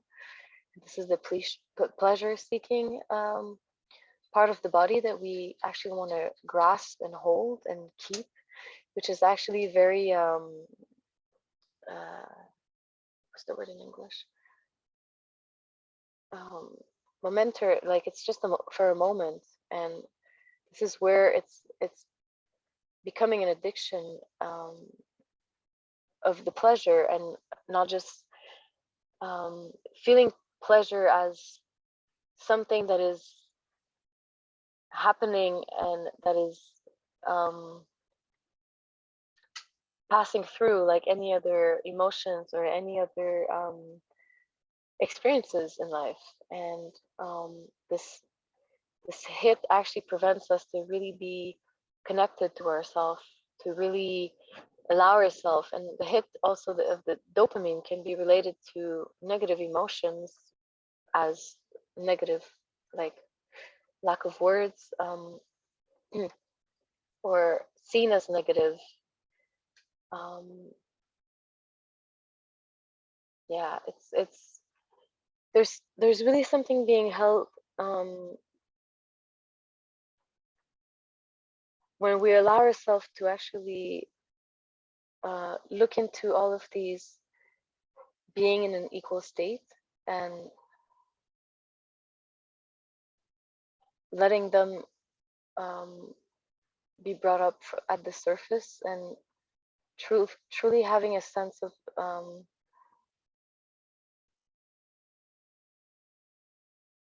listening to what is there, and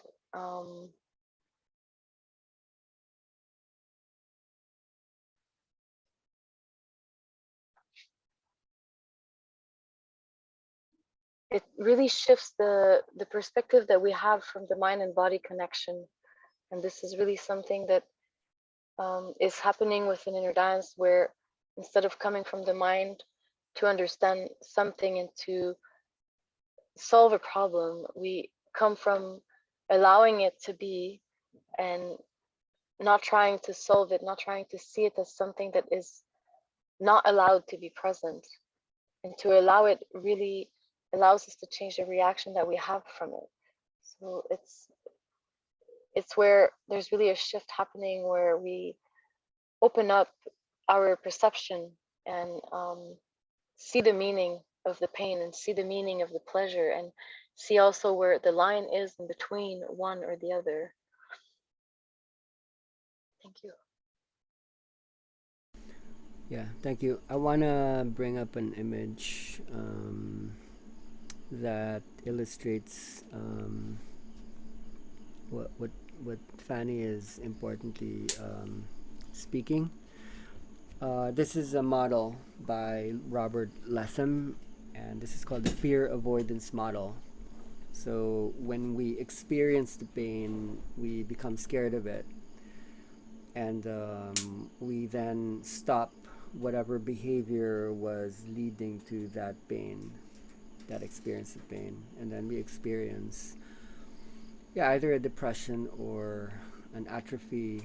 You stop using that part of the body, and that normally could become a disease. That could become like, or even an emotional disease. So what we're interested in, and this model really describes inner dance almost completely, is how do you bring people into that I'm not scared even though I am afraid situation, so that a possible confrontation, I mean, we could also say observation, like to watch it, to look at it, to really look at it, which is the pathway to recovery. So the pain response mechanism in the body is held by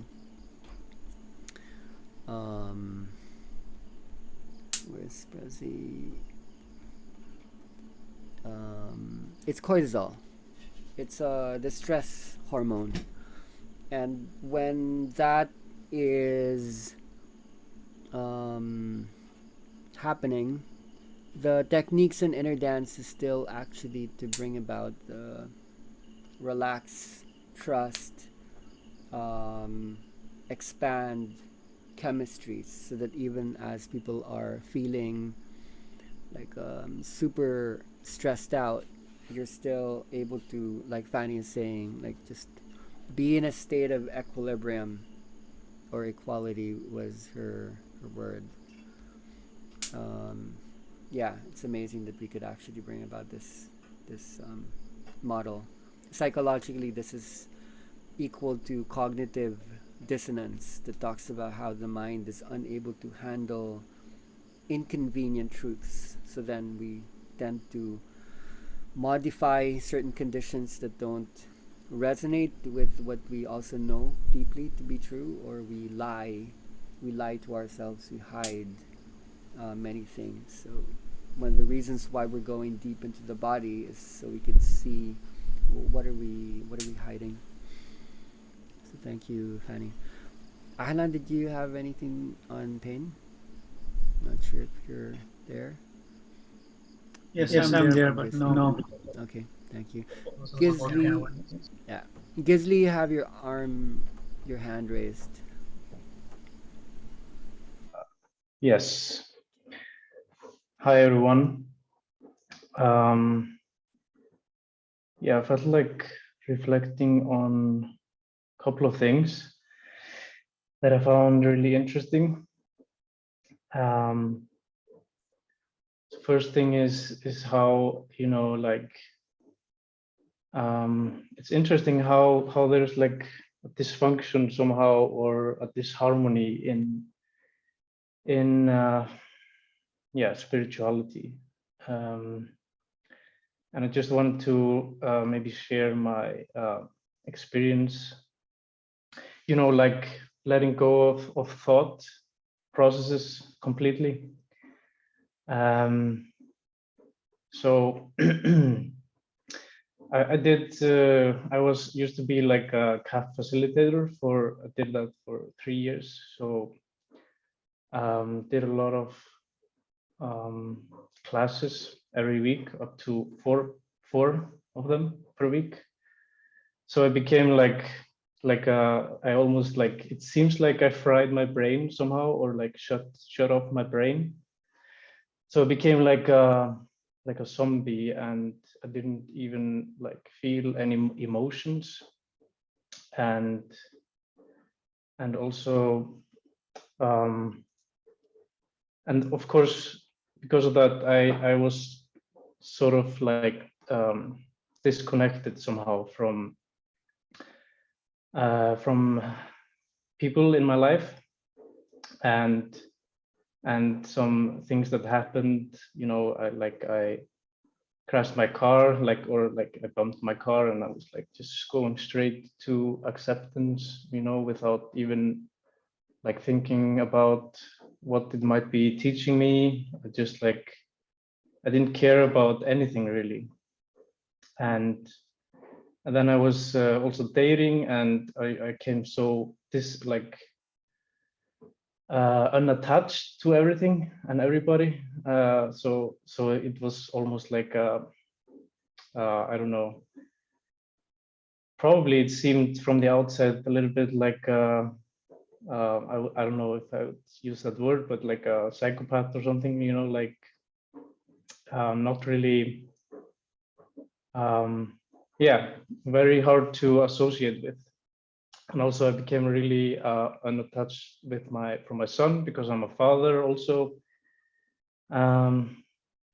So I mean, it was not hugely problematic. You know, I felt good, of course, all the time. I was just in somehow like a combination of bliss and deep peace and non-dual state, like almost every day, like all day.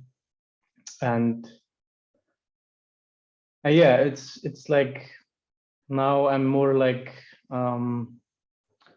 yeah, feeling my emotions and, you know, accepting this kind of human experience. And it feels more harmonious, you know, and to like we were discussing, like Fanny said and Maria, to like yeah, to kind of feel the emotions and to accept that as an experience. And yeah, there was also this other thing that I don't remember anymore. Yeah, it was like about the kind of intensity in how you set up the playlist. So because now I'm doing like these inner dance sessions just occasionally, not 4 times a week as I used to do, but we do it like every 2 weeks. And our last session was like, yeah, last Sunday, a week ago. And yeah, we had this playlist was created by someone from the community, really like heart-opening playlist. I think it's called Heart Song or something like that. And it was kind of like, it was really a good playlist, but it had like maybe just a specific function, you know, like just to open the heart. So there was like this variety missing, and also this kind of intensity. Yeah, so I found that really interesting, and I kind of learned. I was kind of like reflecting on the session and kind of learned more about like how to conduct a playlist and or like use the music to kind of create the shift, or like where there's like this, I always explain it like there's like this kind of like something is happening simultaneously, you know, like the right and left brain and the two nervous systems functioning at the same time. Yep, that's it. I think. Amazing. Thank you. Thank you, Gisli, all the way from Iceland. Yeah, I'd love to look into this a little bit because there's a lot to learn. Also, to correlate this with certain things that Mariela shared from. Where do we go when we go where we go? Like, what is that place, right? There's like this space that we go to. It's incredibly deep. We could keep going there. It feels amazing, sacred, divine. But also, you are speaking about it's hard to keep balanced inside that. And what you're describing is there's this loss of empathy. I really have been seeing this in a lot of people, and I myself went through that. There are names for that. I want to describe that. So, without going into some of these names, there are like these 3 regions, and philosophers look at these 3 regions. So, inner dance brings us more into like this region. Possibly it could even be like this region, but it's normally the space in between like these 2 regions, the vesica piscis. So if this is maybe the baby state, Jacques Lacan calls this the real, and then this is the imaginary. Say, I don't think this is gonna fit again. This is where everything is just totally one. Here is where things aren't one. Things are pretty much either or. So there's this interesting space. This space in between the baby and the adult. And basically on even a neurological level, this is where we go in inner dance. Some people can go as deep as to become like the I'm not an artist, so I don't know if this looks like a baby. Okay, diapers. This is really where we can go, but I would say this is really mostly where we go. Um, so, um, if not for Jacques Lacan's terminology, this would also be called the public speech stage and the private speech stage. Okay, this is stages of development. This is developmental psychology. The baby is always public. When a baby has something to think and process, they express it not inside, they always express it outside, through the body. They express it wholeheartedly without inhibition. And then when we pass through this stage where language starts to become possible, then we become private individuals. And one of the things that becomes possible is internal thought.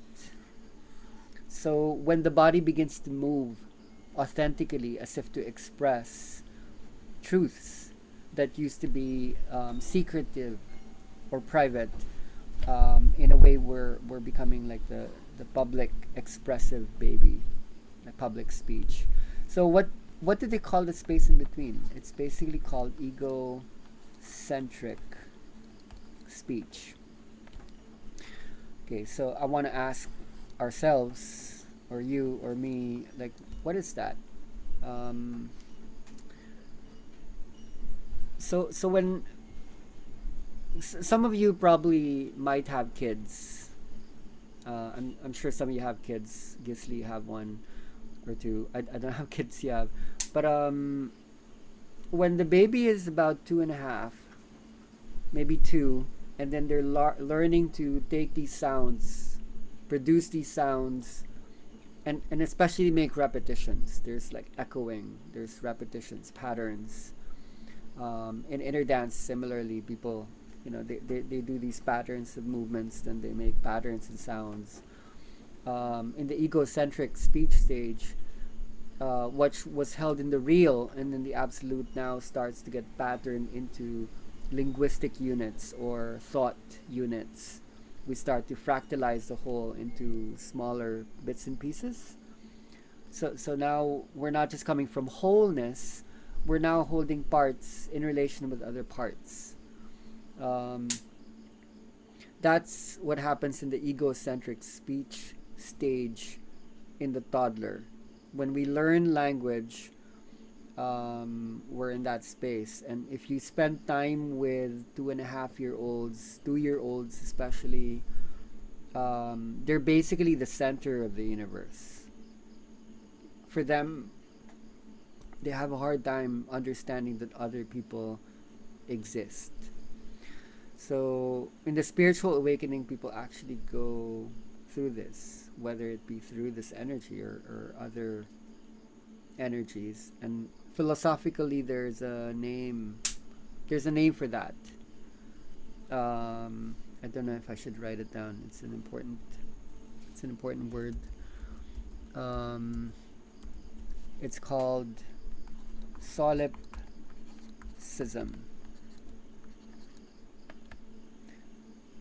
What is solipsism?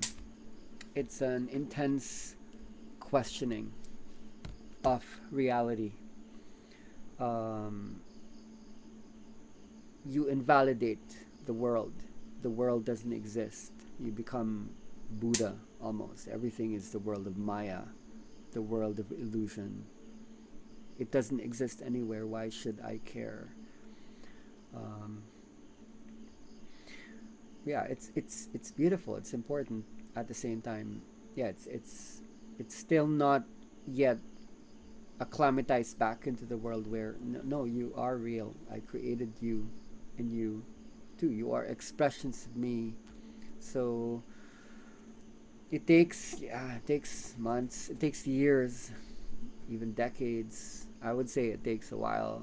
It took me a while to build empathy again, to build care, to acknowledge, you're important too, and that's important. So there's a huge growth cycle that needs to come about after this.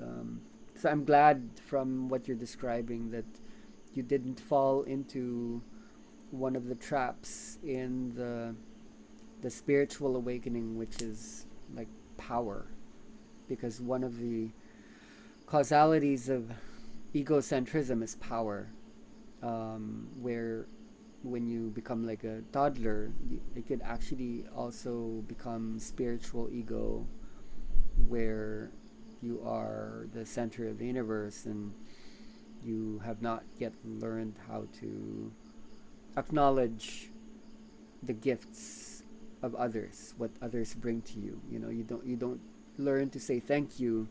You are part of the conditions of possibility that brings me here.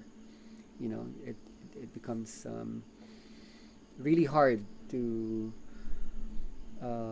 acknowledge the truths of others. So one of the effects of that egocentrism is you invalidate. Okay, that's not powerful. That's not okay. That's not true. So what you lose is an epistemological mind, a knowledge construct. I'm not going to draw that today, but there are philosophical branching outs for this, where sometimes you need to go into that egocentric stage, because that's when you create like a being. That you do need to at one point be selfish, especially if you are coming from a background where you cared too much about what other people thought. That means that other people were the center of your universe, and you were always in shame, not deserving, you're not enough, you're small. So there is a reason why you need to ontologize yourself. Ontologize means to become a being. So if you haven't felt loved, held, seen, heard, there's a reason why you need to go into the egocentric stage. That's the moment of self-parenting. And from there you will grow as a person. Sometimes you become a parent, sometimes you come into new relationships that are more resonant with equality and you know where you're at. They always show up when you find something within you. It will express itself outside. So I'm not canceling out that stage. It's important, but it's also not the only stage. So I'm always happy to hear stories of people who had the courage. It is scary to go there, and then to take an even greater amount of courage to break out of just egocentrism. Solipsism, as defined, means you are the only mind in the universe that exists. And the philosophy that is most related to that is Descartes, cogito ergo sum, or I think therefore I am. So philosophically, what is described within Cartesian doubt is, at one point, people go into a skepticism. They don't know what to believe in. You know, they go into conspiracy theory, and people are always trying to control you and dominate you. And what is the opposite of skepticism is basically trust. Learning to trust again. It could be a gift from the egocentrism that is in a way also very, very spiritual, because to be able to successfully shift from the self to the other, you need to use your spirituality to understand how are you also them. You are them, like I am you. You are here now because I'm able to co-create you. In solipsism, it's pretty much, no, I'm creating you. You don't exist. You're part of my universe. But the we've experienced that. We've seen a lot of people doing that. Wars were based on that, and then power dynamics, power structures were built on that hierarchical sense where I'm creating you. Um, we're right now coming into a possible reality where like we're all co-creating this. No one is more important than the other. We're all just as responsible for every thought, every experience. Um, but if your environment isn't ready to accept that version of reality, you will need to hold that resonance so that even as you get to know that you are creating this moment, you are also creating the space where everyone is co-creating this moment as well. That's something new, and that would require that you hack the system, system that's really separate, skeptical, and has really lost its innocence, which harbors this full-blown trust that everything is happening for a reason, and that is like everyone is that reason. um, we're not there yet. It requires that we see everyone, and everyone is important, and we're doing everything, and everything we're doing is important. Everything that is happening right now can be energized to hold wholeness rather than hide the aspect that's coming from insufficiency and lack and like anger and resistance and all these other old response mechanisms that are having to go out the window so that we can. Yeah, thank you, Gizzy. Anyone else? Okay, I see a raised hand. Cindy.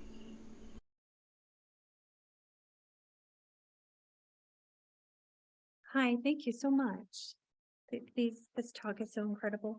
I just wanted to make a comment on pain. You know, as you were talking and showing the one slide, like in the pain we go into avoidance, and we kind of suppress what's happening if we don't want to look at it, and so it's stored in the body. And in the moment of fear, we have the options of going into what I call just the F words: fight, flight, freeze, freak out. And when you put that slide up, I was like, oh my gosh, there's another F word, because we have the opportunity to actually face and confront what's happening so that we can, integrate that painful experience. And so I just wanted to say thank you for that. I just had Yeah. added a new F word to my experience. Yeah, amazing, isn't it? I feel that we need a certain. It's almost like this insane paradoxical way to talk to people. I've spent a lot of time with, let's say, cancer patients and depressive, really people in the dark. And for me, what healers do, real healers, real facilitators do, is you need to be able to hold the lowest and the highest at the same time. You need to be able to cut, to kill, to destroy, but also to nurture, to love, to give birth. So here your one hand is holding a sword and the other is holding a flower. To be able to speak that at the same time, and I think that's where you're coming from. To speak to the fear cancels out or takes away the emotional charge, so that people can be afraid but they're not scared. But we also need to be able to hold the highest, so that yeah, you're scared but you're amazing. So I think we're getting better at it, and what we're studying here, that's not a generalization, is we can actually hold that energetically or vibrationally just by choosing certain musical elements. So for example, when Gisli describes that playlist that someone created that was almost too intentional. Like a real playlist or journey space is hard to describe because it would hold diversity. If you think about it, it's like, okay, I'm going to take them into like an hour of journeying. How far can they go? So would you give them just like a small destination? Do you take them to the Bahamas, or do you create, let's say, this huge range of cosmic elements that requires diversity? So you almost need to trick them, psychologize the tricks, the traps, the things at prisons. For example, if let's say you hold a sad element there and people are crying, they're sobbing, and then at the same time you bring about this opposite. So let's say they're seeing this image. It could be, for example, okay, I'm talking to my dead mother and I have all this unspoken grief, and then they're there, and then as soon as you change the vibration, they could be looking at like the thing that they're saddest or most angry about, but suddenly the very thing that they're looking at starts to change into something else altogether. So what we're helping people to do is to see the same thing but in a different way. I think this helps to define what does inner dance do, in fact, to bring about a facing or a confronting. To look at the same thing but from a different perspective means it's not the same thing anymore. They come away with that eureka, aha, okay, that's creative, that's loving. So you need to put in familiar elements that might have triggered the pain, but you want to bring in certain elements that bring about possible like courage, possible, I think this is the exciting part. This triggers the artist inside of us, where you're not bound by what elements you are able to hold. It lets them look at like the darkest. When I make some of these playlists, I would take in, let's say, sounds from World War III, or like battle, and even like ghostly sounds. But then I would follow that up with something from a superhero movie where there would be this heroic rising up of pure, you know. So I think what I'm trying to say here is we need to speak the language of contrasts and paradox, contradictions, and we live in a world that doesn't like that so much. This is the kind of insanity that we're holding here. It's like don't make choices. Everything is good, even what is bad is good. Even so, talking about pain, very often people laying down, it will become power, or it's up to you. It can become insight. That's like the challenge, isn't it? It's like how do we take that which had formulated into a cancer, make them look at it that it is an energy and it is an emotion, and then see how that would reform into something else. So much there, really. So much pain, so much energy that is actually just something that got trapped. Yes, thank you so much. Yeah. All right. Brilliant. Thank you. Okay. I see a raised hand. Is that Susanna? No. Yeah. Hi. Sorry, is it echoing as well? I have just a question about, or the experience I wanted to just talk about. I was just yesterday outside after a rainy day, and I needed to just get my body in the sun. So I just stood in the sun with my eyes in the sun, my eyes closed, and I heard just the sound of the nature, the birds, and the rainwater dropping on the leaves, and my body just started to move. I was just standing there and just enjoying that kind of moment, and just, I just was wondering, so it was a really lovely experience, first of all. First time I just allowed myself, I guess, that no one would see me because I'm in the backyard. Neighbors couldn't see what I'm up to. But my question was maybe more about, you talked last about the magnetism versus the energy coming up. And so the lying down versus being upright, because I know that some of your first experiences were standing upright, and I was wondering about that. Yeah. When I first started the inner dance process, people were not laying down. They were actually sitting up, or they would be standing up, and I'd go behind them. And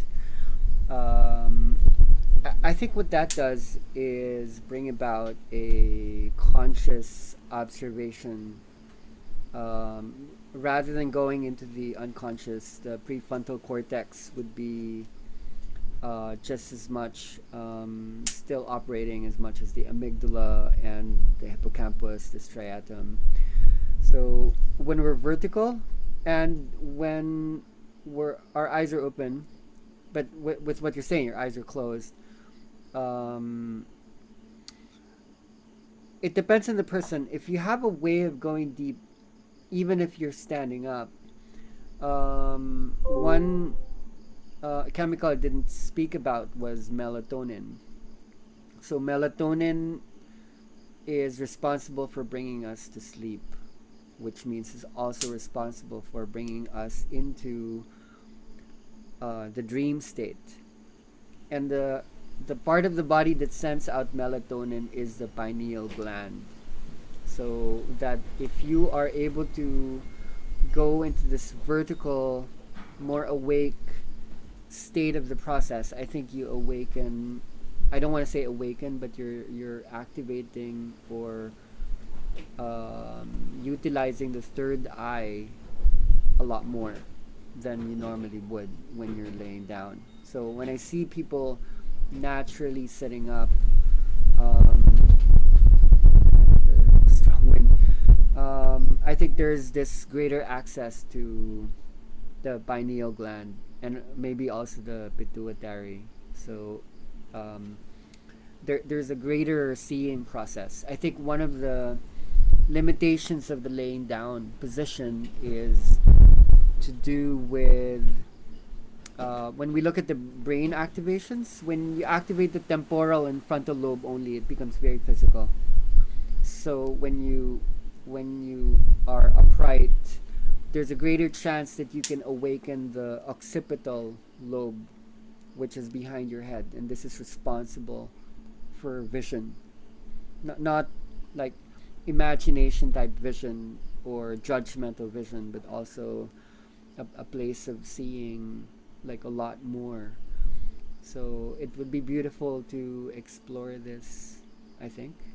I don't know if that makes sense, but I feel maybe when we bring this maybe to the corporate world or people in the world, like this would lead to more conscious applications of what we're doing here. Great, thank you so much. It was really, it's so beautiful to listen to more sort of science behind things as well. I'm also very Finnish and very thinking brain, like, and it's just, so thank you so much. And I have to say the experience was really nice because I came from the CAP experiences when it was all like igniting more movement, and it was almost too much for me. So I was always a bit like, it was just like, it just became overwhelming, I think. And when I was just standing there and just my body just moved, it was just so, it was slow and it was very purposeful in its own way, my body, and it feels very different. It's calming, it's blissful, it's kind of more, feels more balanced in a way. But I do get also the benefits when the music is helping me like to go more up and down. So I don't really know how to describe all of this. It's just my body experiences, but they bring sometimes emotion, it's up and down. So, but both are really beautiful. But definitely with all, even the playlist, my body doesn't move the same way it used to. It's much more calmer. It's less sort of seizery, less gritty, and it feels very much better in every sense of the way. Thank you. Kitos.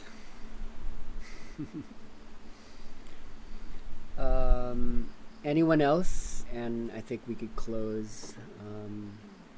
We're almost at 3 hours. So I hope this. Yeah, we do have Mariela with a last one maybe. Mariela, did you raise your hand? I thought I saw a glimpse. I did. Mm. I wanted to ask about. It's kind of like what came first, the chicken or the egg kind of question, because I'm noticing how like consciousness in humanity has been progressing at the same time as there have been a lot of movements in astrology. Astrology is something that I love. So the question popped into my mind. It's like, are we evolving in a natural way, or are we being prepared for something? Because I'm just noticing how in astrology there's almost like an evolution as well in the placement of the stars, even though it looks like they just run in circles. Yeah, I think this is where we're headed. The big talk is about dimensionality, and so a lot of you would notice there's so much talk around regression. Regression is to become like a baby. It's to go back. It's to go to the origins. All this talk about the womb, the indigenous, the like, where did we come from? What is the source? But we know that we're headed somewhere, and that's a space in which there's a lot more. There's more magnetism and there's more electricity in those spaces. So there are people in the process who can see colors that they don't have names for. That means that their eyes or their vision is acclimatizing to frequencies that used to be not belonging to what is between the infrared and the ultraviolet spectrum, which means that maybe there are new color cones or rods that are there, but to see it from, let's say, a pineal gland system would mean that we could see more, especially if our eyes are closed and we're not dependent on the retinal molecule. And so I think, yeah, astrologically or in so many other ways, we're going to study this. I don't think things are changing in a literal sense. Everything always stays the same. What changes is our perception of it. And when we change our perception of something, our experience of it, it's not going to be the same. So what is changing now is our perception. And our perception is a structure. It's a paradigm. And so when we shift into another belief structure, our experience would be like very, very different. So I think to hold ourselves within that transitionary state, we would study dimensions. Like how are we shifting between dimensions? Because this is what people are practicing. So that there could be, let's say, suffering or pain, and then suddenly you go into possible shifts where what used to be painful suddenly becomes like something else altogether in a moment, in a split second, or in an hour or a day or a week or more. That could mean we're able to move to these different planes. And so for that reason, we're experiencing or experimenting either in ourselves or in our gifting to others, watching how that works. One of the biggest illusions in the kind of work that we do is that there are healers, there are masters, there are teachers, no one would really heal anyone. What we're bringing about in the inner dance experience are the conditions where healing happens by itself. So the operative word there are conditions. What are the conditions where the body self-generates? What are the conditions where there actually is no need to heal anything? Because when you look at it from another way, from another perspective, sometimes that we're not used to, everything is actually perfect. So sometimes you need to change some of those conditions, not just mentally, but the physicality holds a lot of those patterns, and the body needs to go through a switch between fear, judgment, or a certain emotion, which is a response mechanism. It's reactive, being reactive, oversensitivity. In a way, we actually become less sensitive to what used to become overly sensitive, so that the intensity becomes more of like what is normal. Like what used to be super weird. I'm gone. Okay. No, I'm here. Can't hear you. Huh? They can't hear you. Oh, okay. So To allow itself to go there. So that's when we look into the space holding as an element of um, condition. And when we look into the condition that we have at the moment, that we've been born into, how can we deconstruct these conditions so we can allow a space where we can reconstruct something that is more aligned with ourselves, to go into these spaces and to allow ourselves to change our mind being, to change the way the body is, to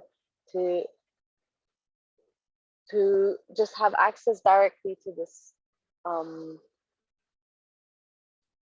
the space where we go, where we dream, where we go when we lay down.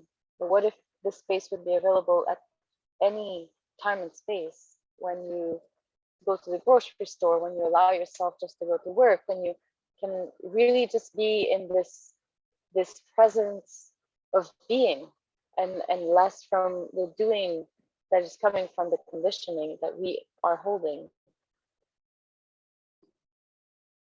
Thank you. yeah, I think I realized this echo problem people were talking about. My phone, for some reason, was acting as a second microphone. I think it has something to do with this new Zoom Apple setting. Thank you, Fanny. Yeah, that was really beautiful. That feels really important. Um, we're realizing what is the dream. Everything is a dream. Are you the dream? Are you the dreamer? Are you the dreaming? We'll talk more about this later on, but you can change the dream. But at this point, it's not just the dream that's changing, it's the dreamer that's changing. So there's a lot that's being given here. This dimensional shift, this paradigm transition, there's a lot that's being given here. And so what we're practicing as we lay down, what you're seeing is basically what is happening to you. Everything that you're seeing is what's happening to you. So when you learn how to take that with you, it doesn't matter if it's a conversation with someone you know, or you're walking in the park. It could be any world situation. You can bring that same ability to transform what is inside to what is outside.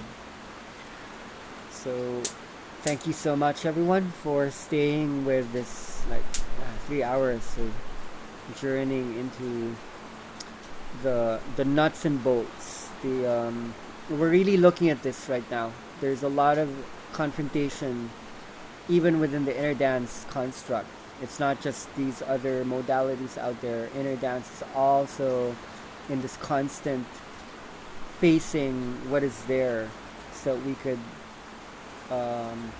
uncover, not just recover, but uncover, discover the truth about ourselves, which is really deep. So yeah, thank you so much.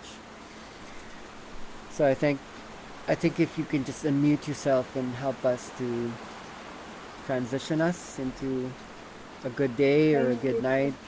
Thank you. Thank Thank you. you. Thank you. Bye. Thank you, everyone. Thank Bye you. bye. Bye. Bye everyone. Bye.